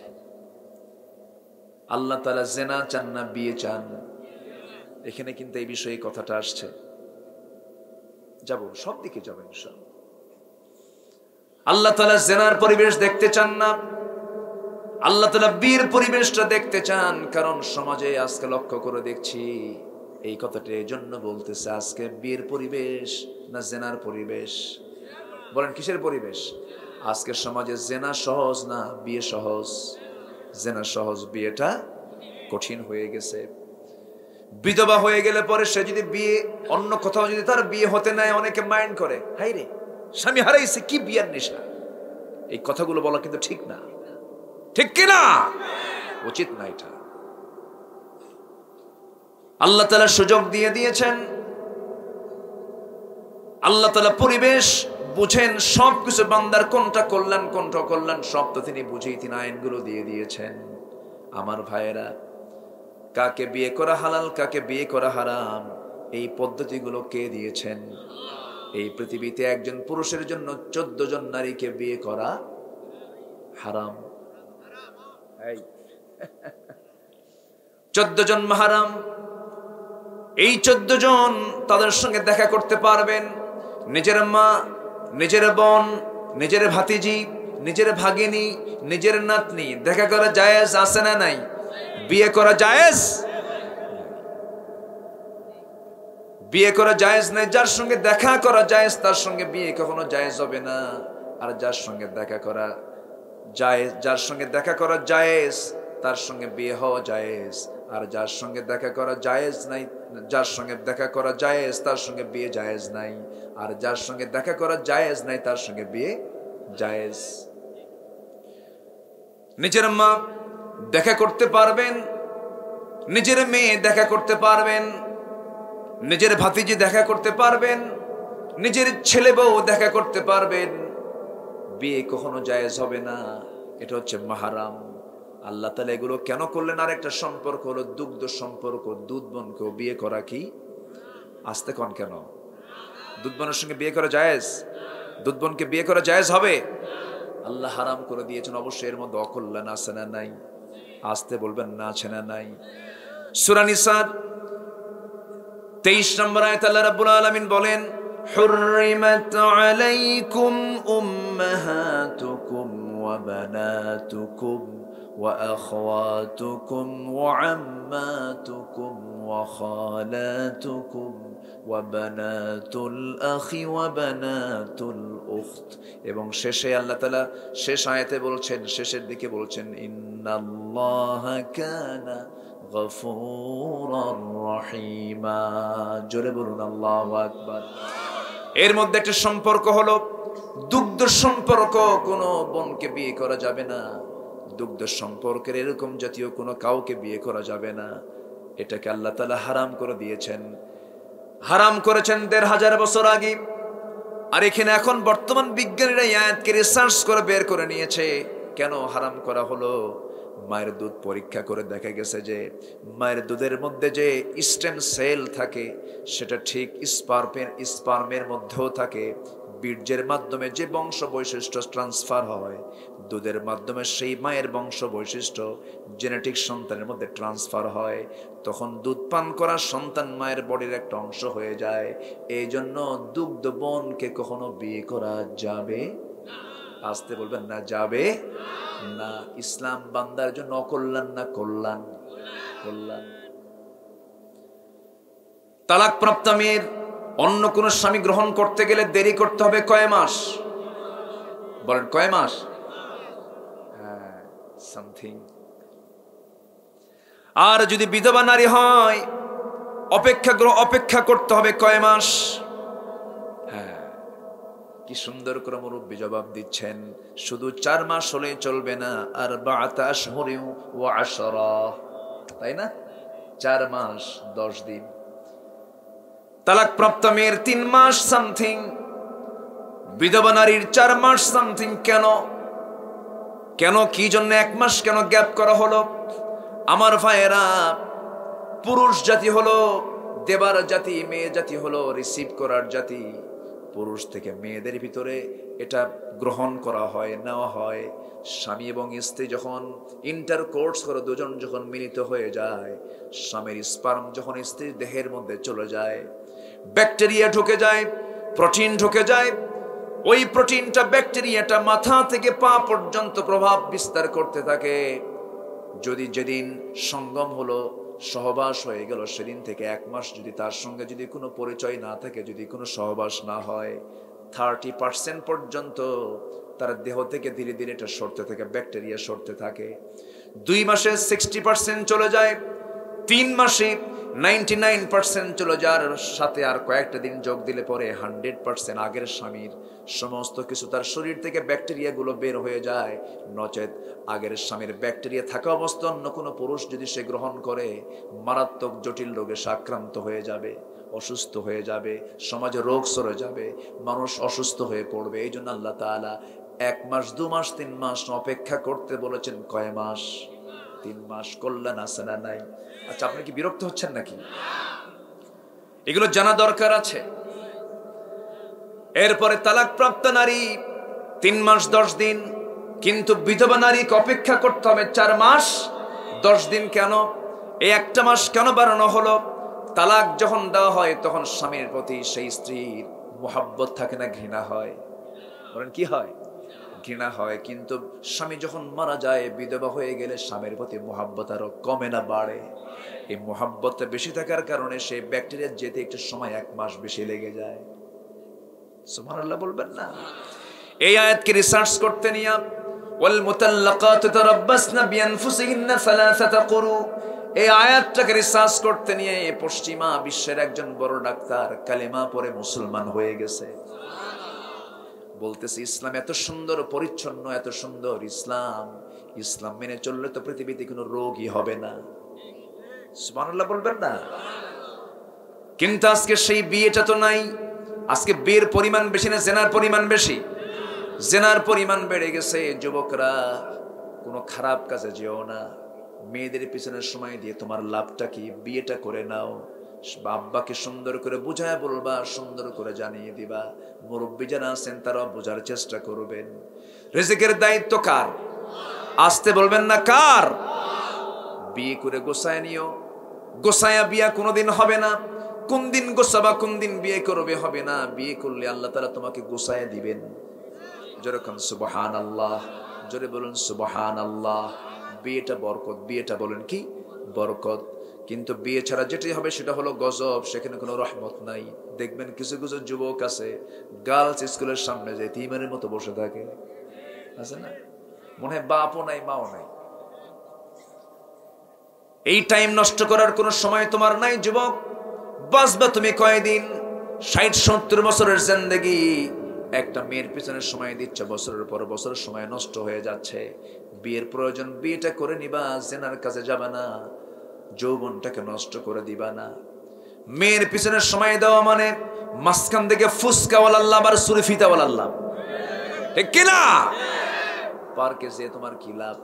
দেখবেন পার্কে নাম দিছে শিশু পার্ক, কিন্তু সেই পার্কে যায় বসে থাকে শিশুর মায়ের আর খালারা।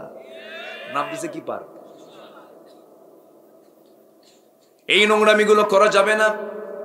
আমার মা যারা আসছেন, আপনি আসিয়ার মতো হবেন, আপনি খাদিজার মতো হবেন, আম্মা জান আয়েশার মতো হবেন, উম্মে সালমার মতো হবেন। যে উম্মে সালমার কথা বলছিলাম, বলবো অনেক কথা, অনেক আলোচনা রয়ে গেছে। আমার বন্ধুগণ, ইসলাম কত সুন্দর দেখেন। উম্মে সালমা স্বামী কি যখন তিনি বিদায় জানায় দিলেন, স্বামী চলে গেছে মক্কা, বউটা মদিনায় পড়ে আছেন, বাপরা তাকে জোরপূর্বক রেখে দিয়েছে। আবু সালমার সঙ্গে উম্মে সালমার বিশাল বড় সম্পর্ক ছিল। প্রশ্ন করে ফেলছেন, স্বামী আমার, আবু সালমা, আমি যদি আপনার আগে মরে যাই আপনি কি বিয়ে করবেন নাকি? মনে আছে আপনাদের? আবু সালমা মুস্কি হাসি মেরে বলছেন, উম্মে সালমা কেন, কি হয়েছে, তুমি কি চাও বলো, তুমি যা চাইবা তাই হবে। উম্মে সালমা বলতেছেন, আমার মন চায় আমার জায়গায় অন্য কেউ না আসুক, আপনি আমার একমাত্র স্বামী থাকবেন, একসঙ্গে জান্নাতে থাকবো, আপনি কোনো বিয়ে করতে পারবেন না। আবু সালমা মুস্কি হাসি মেরে বলছেন, আমার স্ত্রী, যাও, তোমার শর্তটাই পূরণ হবে। এমনটা যদি হয়, আমার আগে তুমি যদি মরে যাও, আমি জীবনের বিয়ে করব না।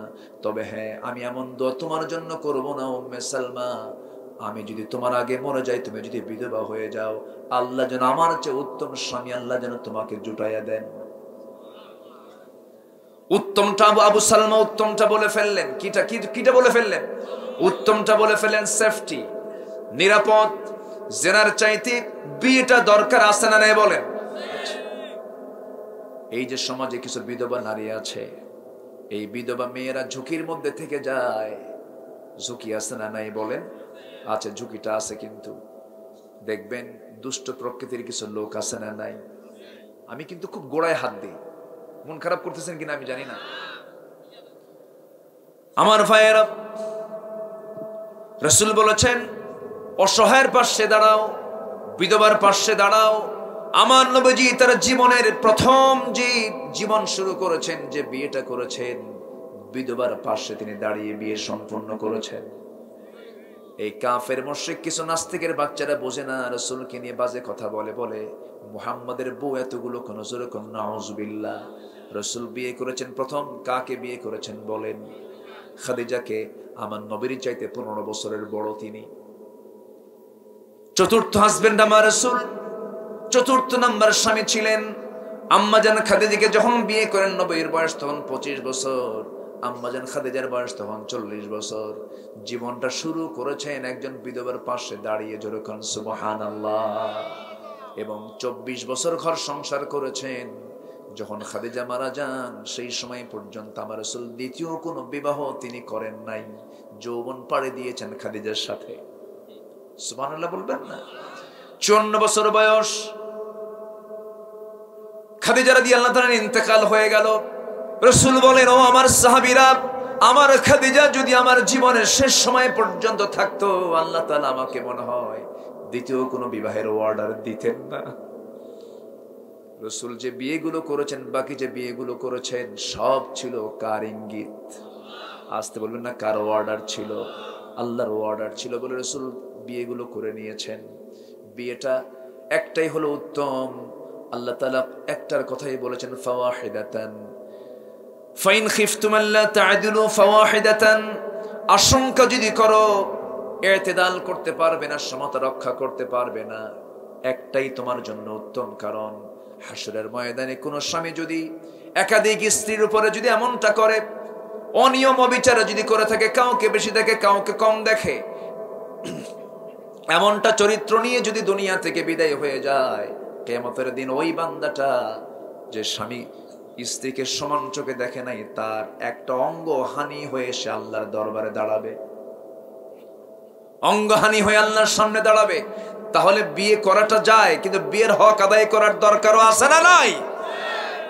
আমার মায়েরা খুব খুশি, হুজুর ভালো করে কম, ঠিক আছে না? আমি এ পর্যন্ত কত যে পোকা খাইছে আল্লাহ জানে, বুঝলেন? খালি পোকা ঢুকতেছে মুখের ভিতরে। আমি কি শেষ করে দেব? আমি কি আলোচনা চালাবো? কারো কোনো সমস্যা নাই তো? জোরে বলি ইনশাআল্লাহ। আমি বলছি না যে আজকের যে শ্রোতাগুলো আছে সব অরিজিনাল শ্রোতা। জি বলি আলহামদুলিল্লাহ। একটা লোকের কোনো নড়াচড়া নেই। আলহামদুলিল্লাহ, আলহামদুলিল্লাহ বলেন। কতক্ষণ আছেন আপনারা বলেন? সারা রাত। আল্লাহু আকবার। থাকেন আপনারা, সারা রাত থাকেন, আমি চলে যাই। সময় তো যেতেই থাকে, সময় তো আর থামে না। সময় জিরিয়ানুল মা ইলা ইয়ান্তাজিরু লিআহাদিন, সমুদ্রের স্রোত যেমন অপেক্ষা করে না, সময়ও অপেক্ষা করে না, চলে যাচ্ছে। আজকে চলে গেল, আজকের এই দিনটা, রাতটা চলে গেল, আর কি পাবো ফিরে? কিন্তু সময়টা কিন্তু খুব কাজে লাগাচ্ছি আমরা, তাই না? আর যদি আমল করি আরো কাজে লাগানো হয়ে যাবে। জোরে বলি ইনশাআল্লাহ। বসে উম্মে সালমার কথা বলছিলাম। উম্মে সালমার জবাবে আবু সালমা বলে দিলেন, আমি জীবনে আর বিয়ে করব না, তবে তোমার আগে যদি আমার মৃত্যু হয়ে যায়, আমি তোমার জন্য দোয়া করি আমার চেয়ে উত্তম স্বামী যেন আল্লাহ তোমাকে জুটাইয়া দেন।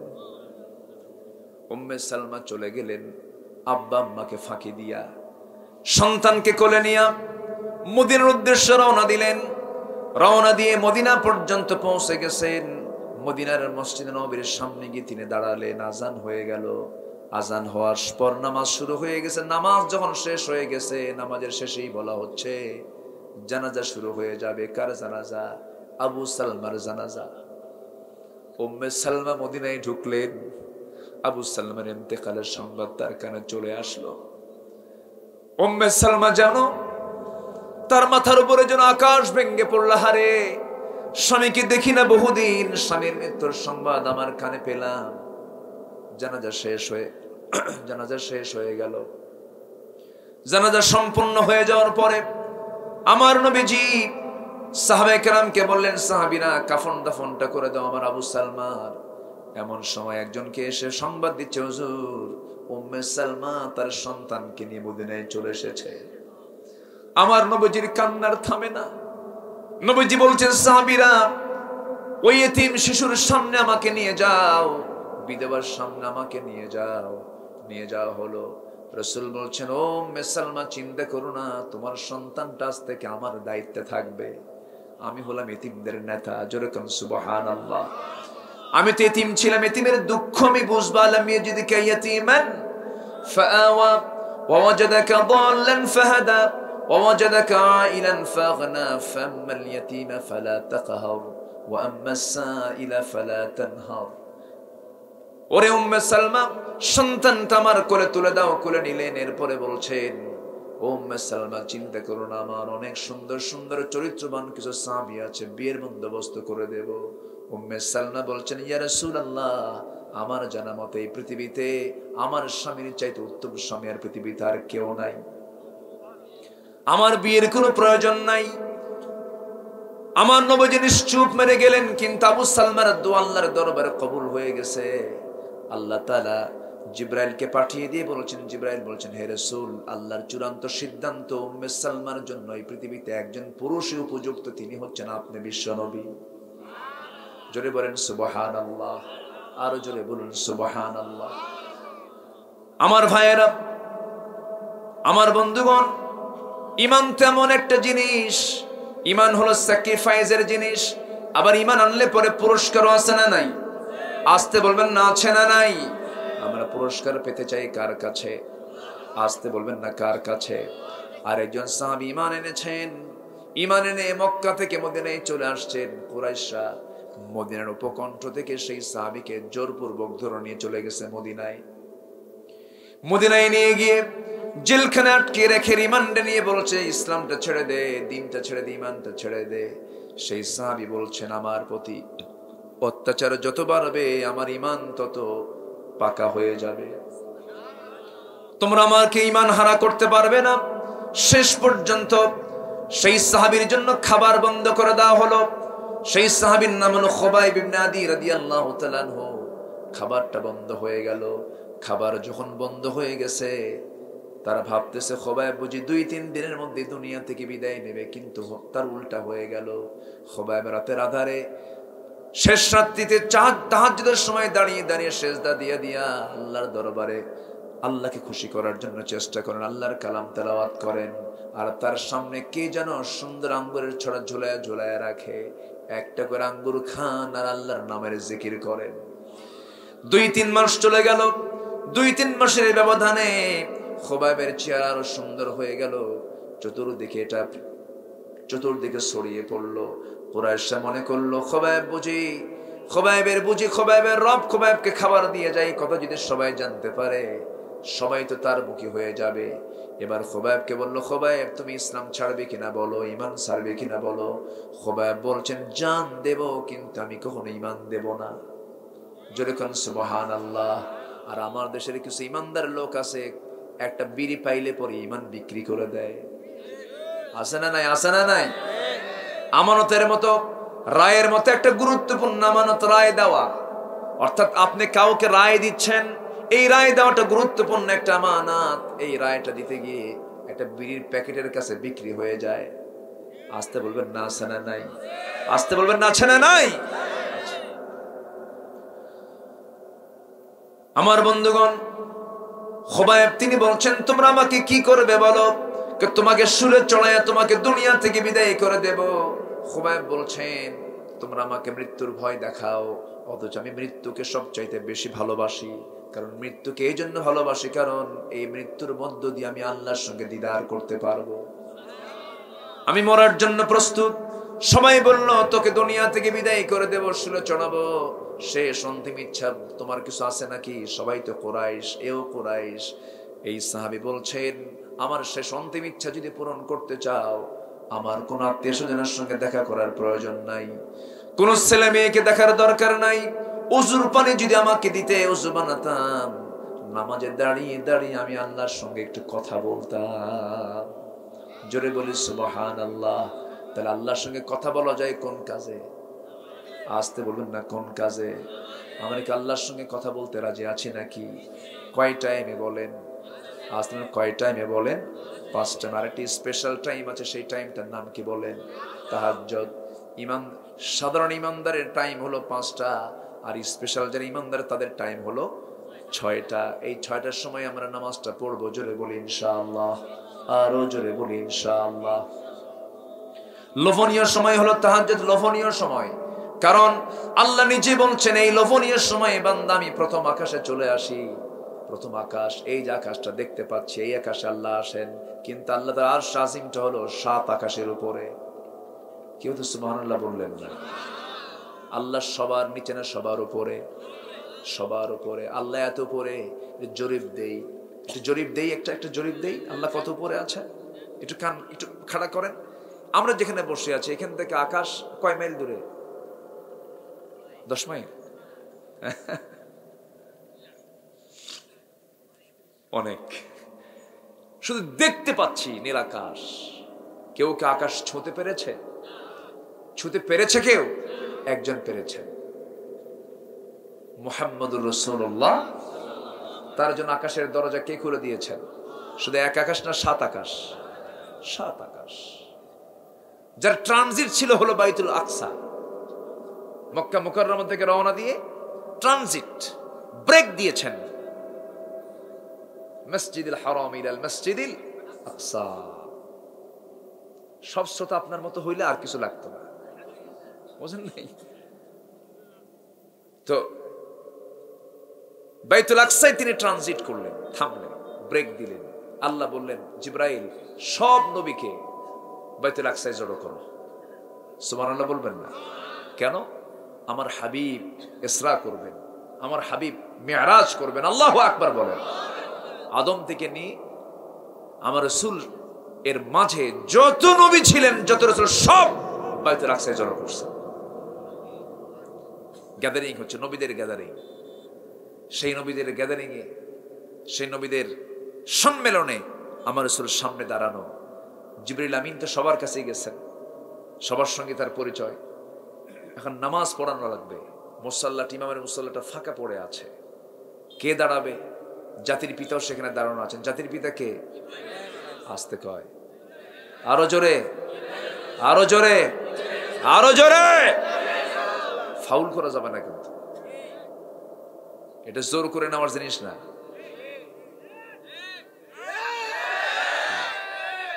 ইব্রাহিম ইসলাম সামনে দাঁড়ানো, নূহ আলাইহিস সালাম আছেন, ইদ্রিস আছেন, সব পয়গম্বর। শুধু সে আছে কে নামাজ পড়ায়? জিবরিল আমিন আলাইহিস সালাতু ওয়াস সালাম রাসূলের হাতটা ধরে মুসাল্লায় দাঁড়ায় দিয়ে বলেন, ইমামুল মুরসালিন। যেরকম সুবহানাল্লাহ। আমার নবীজি আরশ আজিম পর্যন্ত চলে গেছেন। সুবহানাল্লাহ, সুবহানাল্লাহ। কিন্তু আকাশটা কোথায় দেখেন? আমরা যেখানে বসে আছি এখান থেকে ঠিক মাথার উপর আমরা দিনের বেলা দেখতে পাই সূর্য, রাতের বেলা দেখতে পাই কি? চাঁদ। সূর্য পৃথিবীর চাইতে 13 লক্ষ গুণ বড়। সূর্যের চেয়ে আবার চাঁদের পিছনে মিটিমিটি করে জ্বলা জোনাকির মতো সেই তারকাগুলো আরো বড়। ব্যাটেল জুইস একটা তারকা আছে, ব্যাটেল জুইস, যা সূর্যের চাইতে 33 কোটি গুণ বড়। একটা তারকা। এরকম কি একটা তারকা? মাসাবিহ। ওয়ালাকাদ যায়্যানা আস-সামাআ আদ-দুনিয়া বিমাসাবিহ। অসংখ্য তারকারাজি দিয়ে সুসজ্জিত ডেকোরেট আকাশকে করেছেন তিনি আমার কে? সে তারকাগুলো কি মিটিমিটি করে জ্বলে, কিন্তু তারকাগুলো কত বড়! এক একটা গ্যালাক্সির ভিতরে 50 বিলিয়ন তারকা, 50 বিলিয়ন তারকা আছে। বেটেলজুইস, সুপারনোভা, প্রক্সিমা সেন্ট্রাই, এরকম অসংখ্য তারকারাজি মহাশূন্যে আল্লাহ রাব্বুল আলামিন ঝুলিয়ে রেখেছেন। নকুল্লুন ফি ফালাকি ইয়াসবাহুন, সব নির্দিষ্ট কক্ষপথে পরিভ্রমণ করছে। তো এক একটা তারকা এত বড়। মানুষ চাঁদে গেল, মানুষ চাঁদের দেশ সফর করেছে, মঙ্গল গ্রহে সফর করেছে। যদি কেউ একটু তারকার দেশ সফর করতে চায়, দুনিয়ার কোনো বিমান চলবে না, হেলিকপ্টার চলবে না। যদি চেষ্টা করে তবু নভোযান দিয়ে হয়তো চেষ্টা করলে করা যেতে পারে। নভোযান পৃথিবীতে একটা এখন আবিষ্কৃত হয়েছে, অ্যাপোলো 11, যার ঘন্টার গতি হলো 39,000 কিলোমিটার। ঘন্টার গতি কত? 39,000 কিলোমিটার। এই গতিতে যদি কেউ রওনা দিয়ে দেয় সেই নভোযানে চড়ে, পৃথিবীর সবচেয়ে নিকটবর্তী তারকার দেশ প্রক্সিমা সেন্ট্রাই যেতে তার সময় লেগে যাবে 1,15,000 বছর মাত্র। যাবেন কারা কারা? হাত তোলে। কেমনে যাবেন আপনি? যাবেন কোন দিন? বাঁচবেন কয়দিন? সম্ভাবনা, সম্ভাবনা। আল্লাহ বলছেন, বান্দা আমি তোকে জানিয়ে দিচ্ছি, তুই শেষ রাত্রে একটু দাঁড়াবি আমাকে সন্তুষ্ট করার জন্য, আমি প্রথম আকাশে আসবো রে। যেরকম সুবহানাল্লাহ। ফিস সামাঈদ দুনিয়া, দুনিয়ার আকাশে আসবো আর আমি বলবো আলা মিন মুস্তাগফিরিন ফাগফির আলা, কোন ক্ষমা প্রার্থী আছে আমার কাছে ক্ষমা চাইবে, আমি তোমাকে ক্ষমা করব। কোন রিজিকের সন্ধানে রিজিক চাও, আমি তোমাকে রিজিকটা দিয়ে দেব। যেরকম সুবহানাল্লাহ। আমার বন্ধুগণ, আরশে আজিমটা কত দূর, সাব্বিহ ইসমা রাব্বিকাল আ'লা, সবার উপরে তিনি, কত পরে কত পরে কত পরে। এই যে তারকার কথা বললাম, তার যে মহাশূন্য পার হয়ে সে আকাশ, আকাশের পরে আবার মহাশূন্য, এরপরে আকাশ, এরপরে আকাশ, এরপরে আকাশ, এরপরে আকাশ, 7টা আকাশের উপরে হলো ওয়াসিআ কুরসিয়ুহুস সামাওয়াতি ওয়াল আরদ। আল্লাহর আরশে আজিমের সেই বিশাল বড় আসনটা সেই জায়গায়। আল্লাহ বলছেন, বান্দা তুই যদি আমাকে সন্তুষ্ট করার জন্য যদি তোর দিলটা মসজিদের সঙ্গে লটকাতে পারিস, মসজিদ তোর যদি প্রিয় জায়গা হয়, যুবক তোর যৌবনটা যদি ইবাদতে কাটায় দিতে পারিস, সঠিক বিচার যদি করতে পারিস, ইমামুন আদিলুন রাজুলুন কলবুহু মুআল্লাকুম বিল মাসাজিদ, বান্দা আমি তোকে আমার আরশ আজিমের ছায়া, আমি তোকে সুন্দর করে জায়গা দিয়ে দেব। যা যেরকম সুবহানাল্লাহ। আরশ আজিমের ছায়া যে জায়গা নেবেন, কোন বিমানে যাবেন? কে নিবেন? আসতে বলে, কে নিবেন? কে নিবেন? আল্লাহ। আমার ভাইয়েরা, আমার বন্ধুগণ, কথাই তো কথা বেড়ে চলে যায়। আল্লাহর সঙ্গে কথা বলার সময়, আল্লাহর সঙ্গে কথা বলার জায়গা কোথায় বলেন? বলেন কোথায় কোথায় কোথায়? সবাই কি নামাজ পড়তে রাজি আছি? 5 ওয়াক্ত নামাজ পড়বেন কার? একটু হাত তুলে দেখান তো দেখি। জোরে বলি ইয়া আল্লাহ, আরো জোরে ইয়া আল্লাহ। আমাদেরকে 5 ওয়াক্ত সালাত আদায় করার তৌফিক তুমি আল্লাহ দিয়া দাও। জোরে বলি আমিন, আরো জোরে আমিন, আরো জোরে আমিন। কষ্ট পেলেন? এই গ্রামের প্রত্যেকটা বয়স্ক যুবক সবাই নামাজ পড়বে মসজিদে। জোরে বলি ইনশাআল্লাহ। বইল গ্রামের কোন মুসলমান বেনামাজি থাকবে না। আস্তে কয়, আরো জোরে, আরো জোরে। নামাজ পড়তে হবে, নামাজ পড়তে হবে, নামাজ। একজন সাহাবীর কথা বলছিলাম, খুবাইব ইবনে আদি রাদিয়াল্লাহু তাআলা আনহু সিজদায় পড়ে কাঁদতেছেন, ওযু বানালেন, নামাজে দাঁড়ালেন। প্রথম রাকাত খুব আস্তে আস্তে পড়লেন, দ্বিতীয় রাকাতে নামাজ পড়তে নিয়ে ভাবলেন লম্বা নামাজ পড়লে কাফেররা ভাবতে পারে খুবাইব বুঝি মৃত্যুর ভয়ে নামাজকে লম্বা করছে। দ্রুত নামাজ শেষ করে ফেললেন, হাত উঁচু করে বলছেন, আল্লাহ তাআলা আজ 4 মাস গত হতে চললো, রাসূলকে দেখি না, নবীর চেহারা দেখি না, নবীজির বক্তব্য শুনি না। আল্লাহ গো, আমি যদি দুনিয়া থেকে বিদায় নিয়ে নেই, আমি যদি আজকে দুনিয়া থেকে বিদায় নেই, তোমার কাছে ফরিয়াদ আল্লাহ, আমার বিদায়ী সালামটা তুমি নবীর দরবারে পৌঁছায় দিও আল্লাহ। দোয়া সম্পন্ন করেই তাকে কেউ ধরতে হলো না, নিজে দৌড়ে দৌড়ে তিনি শুলের ফাঁসির মঞ্চের দিকে চলে যাচ্ছেন, শুলে কাষ্টের দিকে চলে যাচ্ছেন। সবাই বলছে, খুবাইব তুমি কি পাগল হয়ে গেছো নাকি? কেন, কি হয়েছে? মানুষকে মরার জন্য দৌড়াই নাকি? খুবাইব বলছেন, মরার জন্য দৌড়াই না রে, আল্লাহ তাআলা আমাকে 8টা জান্নাতের দরজাগুলো আমাকে দেখায় দেখায় দিতেছে। 2 হাত বাঁধা হলো, 2 পা বেঁধে ফেলা হলো, শুলে চড়ে তাকে দুনিয়া থেকে বিদায় করা হবে। এমন সময় একজন কাফের এসে বলছে, খুবাইব তোর এই জায়গায় যদি তোকে না বসায়া মুহাম্মদকে যদি বাধা যেত ভালোই হতো। এই কথা শোনার সঙ্গে সঙ্গে খুবাইব ক্ষেপে গিয়ে, রেগে গিয়ে অনেকক্ষণ ধরে মুখের মধ্যে থুতুগুলো জমা করে নিয়ে, কয়েক মিনিট থুতু জমা করে মুখ বড় থুতু তার মুখ বরাবর মেরে দিলেন। মেরে দিয়ে বলছেন, আল্লাহর কসম, আমার চোখের সামনে আমার নবীর একটা পশম ছিঁড়বে, আমি তাকে হালে ছেড়ে দেব না। যেরকম আল্লাহু আকবার। হুব্বুর রাসূল কাকে বলে? হুব্বুর রাসূল কাকে বলে? কি মুহাব্বত ছিল নবীর প্রতি। সঙ্গে সঙ্গে ওই লোকটাই খেপে গিয়ে, রেগে গিয়ে চট করে তার ডান হাতে একটা তরবারির আঘাত মেরে দিল। ডান হাতটা ছিটকে পড়ে গেল। খুবাইব মুস্কি মুস্কি হাসি মারে, আরেকজন কাফের বাম হাতে মেরে দিল। চিৎকার করে খুবাইব হাসে। সবাই বলছে, খুবাইব রে, তোমার একটা করে অঙ্গহানি করে তুমি চিৎকার মেরে মেরে হাসো কেন? খোবায়েব বলছেন, তোমরা আমার একটা করে অঙ্গহানি করছো, আমার আল্লাহ আমাকে জান্নাতের হুরগুলো একটা একটা করে দেখায় দিতেছে। 2 পা কেটে ফেলা হলো, খোবায়েবের বুক বরাবর তরবারি ঢুকানো হলো, নেজা তরবারি দিয়া বুক দিয়ে ঢুকে পিঠ দিয়ে বের করে দেওয়া হলো। খোবায়েব দুনিয়া থেকে বিদায় নিলেন। নবীজি মসজিদে নববীর মাঝখান থেকে সাহাবে কেরামদের মধ্যে ওয়াজ করতে করতে তিনি হঠাৎ করে দাঁড়ায় গেলেন আর বলছেন, সালামুন আলাইকা ইয়া খোবায়েব, সালামুন আলাইকা ইয়া খোবায়েব। সাহাবীরা বলছেন, ইয়া রাসূলুল্লাহ, খোবায়েবকে আপনি সালাম দিচ্ছেন কেন? আমাদের খোবায়েবের কি হয়েছে বলুন।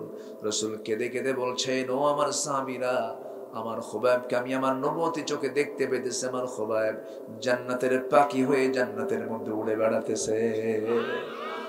আমার বন্ধুগণ, ইমানটাকে গঠন করতে হবে, ইমানের যত্ন নিতে হবে, ইমানকে কোনো ক্রমে নষ্ট করা যাবে না। আমার মা বোন যারা আসছেন, আপনার ইমানটা আসিয়ার মতো হতে হবে। আসিয়ার স্বামী ছিল কে বলেন? কার কার কার বলেন? আসিয়ার কি হয়? স্বামী হয়। ফেরাউনটা আসিয়ার কি হয়? স্বামী হয়। ফেরাউনটা মুসলিম না কাফের? কাফেরের ঘরে থেকে আসিয়ার ইমান ছিল কি ছিল না? আর আজকে মুসলমান ঘরের থেকেও আজকে আসিয়াদের ইমান নাই, খালি মার্কেট।